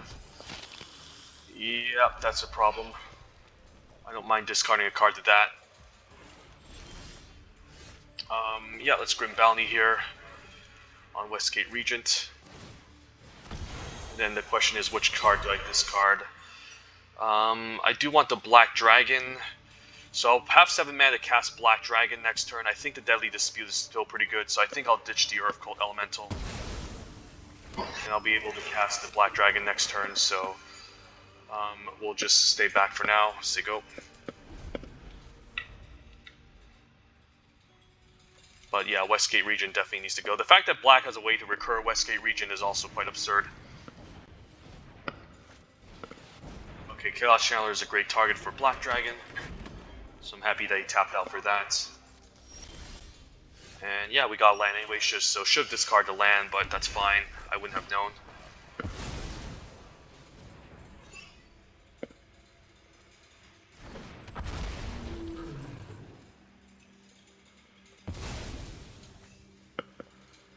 So yep, gaining the tempo advantage. So this is nice. I think I might want to equip the Morningstar and start attacking the Vampire Spawn. I can block the 1/3 and sack it and draw some cards.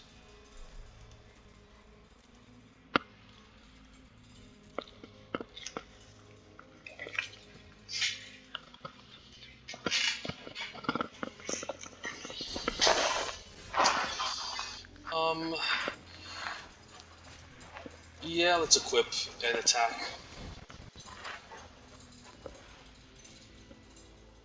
I don't really want the Horde Robber connecting, but I do need to get aggressive here, so if he has a removal spell, I'll just sack in response.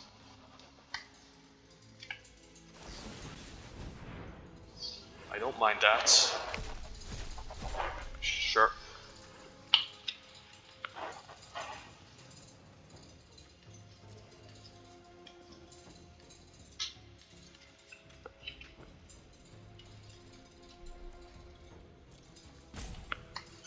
So this is probably the game where I don't want to use the the active treason effect to with the Deadly Dispute. I'm just happy just attacking here. So he probably has a removal spell, and then I'll probably just Deadly Disputes, sacrificing this for value. And Valor Singer was a really nice top down.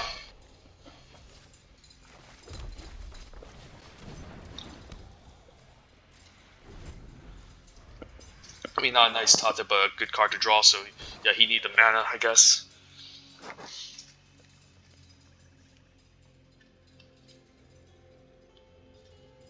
So probably want to equip the Morningstar on a 1/1, pump it, start attacking these two, offer to trade, and then keep the 2/3 back to block the Horde Robber.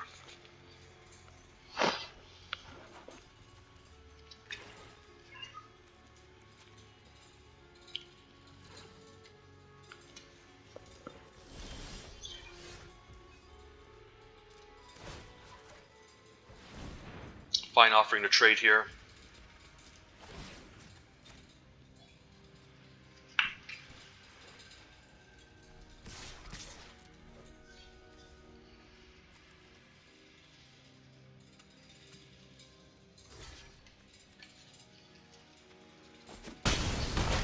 It's pretty nice.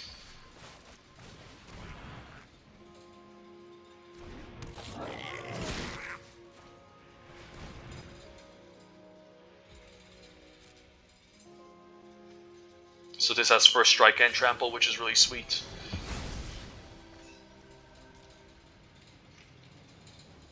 And hopefully no more removal. Yeah, I don't think he has an answer for the Black Dragon, so that's a good sign. Cool, sure. Oh wow, the price of treason, the active treason effect. Yeah, that's so annoying. I mean, it is what it is. I'm not gonna argue about it because it's what Black Red does in this set. So pretty good, but we can start attacking for 3 at least. The Warlock Clock is going to be annoying, but we're still ahead in life, so I'm not going to complain too much. Hopefully no more removal, and hopefully this Valor Singer can go the distance. I'll keep the land in hand to represent some spells. Because we should have enough mana to cast anything, even with these treasures. So please just miss. So he probably has something here, but I'm still attacking.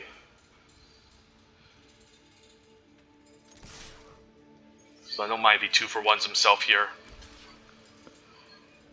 Otherwise, I think he would have activated the Warlock class. I think he has a Manticore.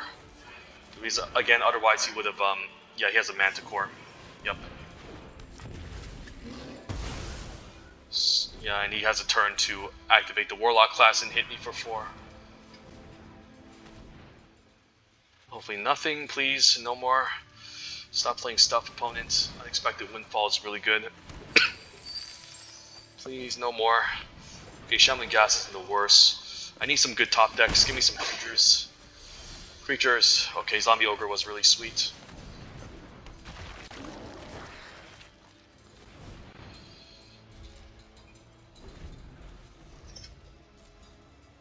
So he's going to try to race me in the air. The Zombie Ogre can trample. So if he doesn't have anything, I should be able to win.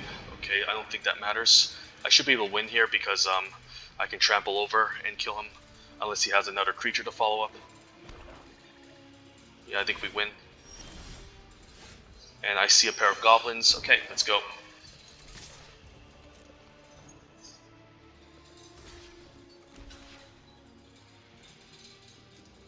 And then we get a trample over for 2, so good games. Alright, beat it, Westgate Regent. Yeah, Westgate Regent was a complete bomb, and managed to take out Xanatar in this draft video as well, so that's, I mean, managed to take out an opponent who had Xanatar on curve as well, so never give up. I mean, like, like those cards are obviously oppressive bombs, and in some scenarios, you know for sure that you're not going to win, and they're just going to snowball and just win the game the moment that they go 1 turn unanswered, but still, don't give up. Like, this is an example of a draft where somehow it did come together, and we still managed to deal with Xanatar and Westgate Regent. So yeah, let's claim some prizes, and I'm probably gonna make a second video showcasing our climb out dumpster mythic. But we started at rank 88, and now we're back at 90. So yeah, we're just gonna crack some packs here. Not gonna waste time. Let's pretend we're drafting Dungeons and Dragons. Pack one, pick one. Probably take Grim Bounty over Krydle. Like, we saw the blue-black unblockable deck in one draft that came together, but outside of it, it's really hard to get going. It's a little bit odd because some of the blue cards want to be more controlling, and there's a couple of them that do want to be aggressive. But if you want to really make Krydle work, you need to really play this in the blue-black unblockable deck. That deck also has a bit of a venture theme going in. That has a bit of a venture theme, and there's also a decent amount of cards that can grant evasion, but probably still take Grim Bounty, the second best common in the set behind Dragonfire. I just prefer red as a color more. I think red is just incredibly deep. How's the deck of many things? This is a pretty aggressive format. So how much is this? This is 7 mana total to get the first activation. So let's just say you hit a number less than your hand, you end up discarding your hand, but you still get to use one of the abilities. You can return a card at random from your graveyard to your hand, which isn't great because your graveyard could be full of other random cards that aren't good. So it's definitely based on luck. The 10 to 9 is pretty good. Drawing 2 cards is good. 20, put a creature from any graveyard into battlefield under your control. When that creature dies, its owner loses the game. Definitely insane if you can pull off the 20, but 20 is really rare, incredibly difficult to get going. So you're mostly happy just rolling 10 or 19. So it's still a bit of a limitation, quite frankly. Yeah, I think this card is just too slow for the formats. Like, I can see this being incredibly busted in the correct format where you're playing lots of bombs. You're trying to ramp, you're playing lots of bombs, there's a lot of expensive stuff. The format is a little bit slow. It's slow enough for you to splash colors and not worry too much about playing a creature exactly on turn 2 to help stabilize. So deck of many things can be strong in that format, but in this format it's definitely definitely doesn't seem great. I think Red Dragon's definitely one of the better dragons, along with Black Dragon and White Dragon.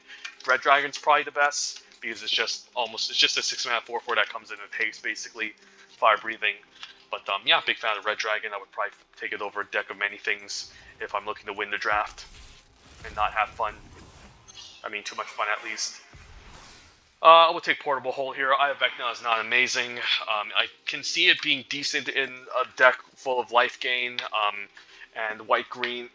And there's definitely ways you can gain a ton of life in this set, but overall it's quite narrow. I would probably still just take Portable Hole. The Eccentric Apprentice is one of those blue-black or white-blue venture cards. The blue-black portion, the blue-black aspect is it makes a creature into a 1/1 flyer that can connect, and the venture aspect is that it obviously enters the battlefield and ventures. But still, I'm not against blue in this set by any means. I still think if blue is open, you should draft it. And if you open up pack one, pick one more than Kaiden, or you open up like Mind Flare, you definitely pick that. Blue is the worst color, but it's not by any means like you should avoid any blue, insane blue rares or uncommons just because blue is bad. But Eccentric Apprentice is not like a bomb or anything, so I don't care too much about it. Probably just take Portable Hole as a fine removal spell. And that's pretty much it. Okay, thank you guys for watching the part 2 video, our journey out of Dumpster Mythic. I will make another video eventually, near maybe, I'm hopefully not near the end of the month. Right now it is July the 24th. I think there's a 31st on the 24th, so we should have 7 more days before we can climb out of this terrible ranking. And then save Michael from Oblivion. But anyways, thank you guys for watching this video, and I hope you guys enjoy the rest of your day. Have a good one. Bye.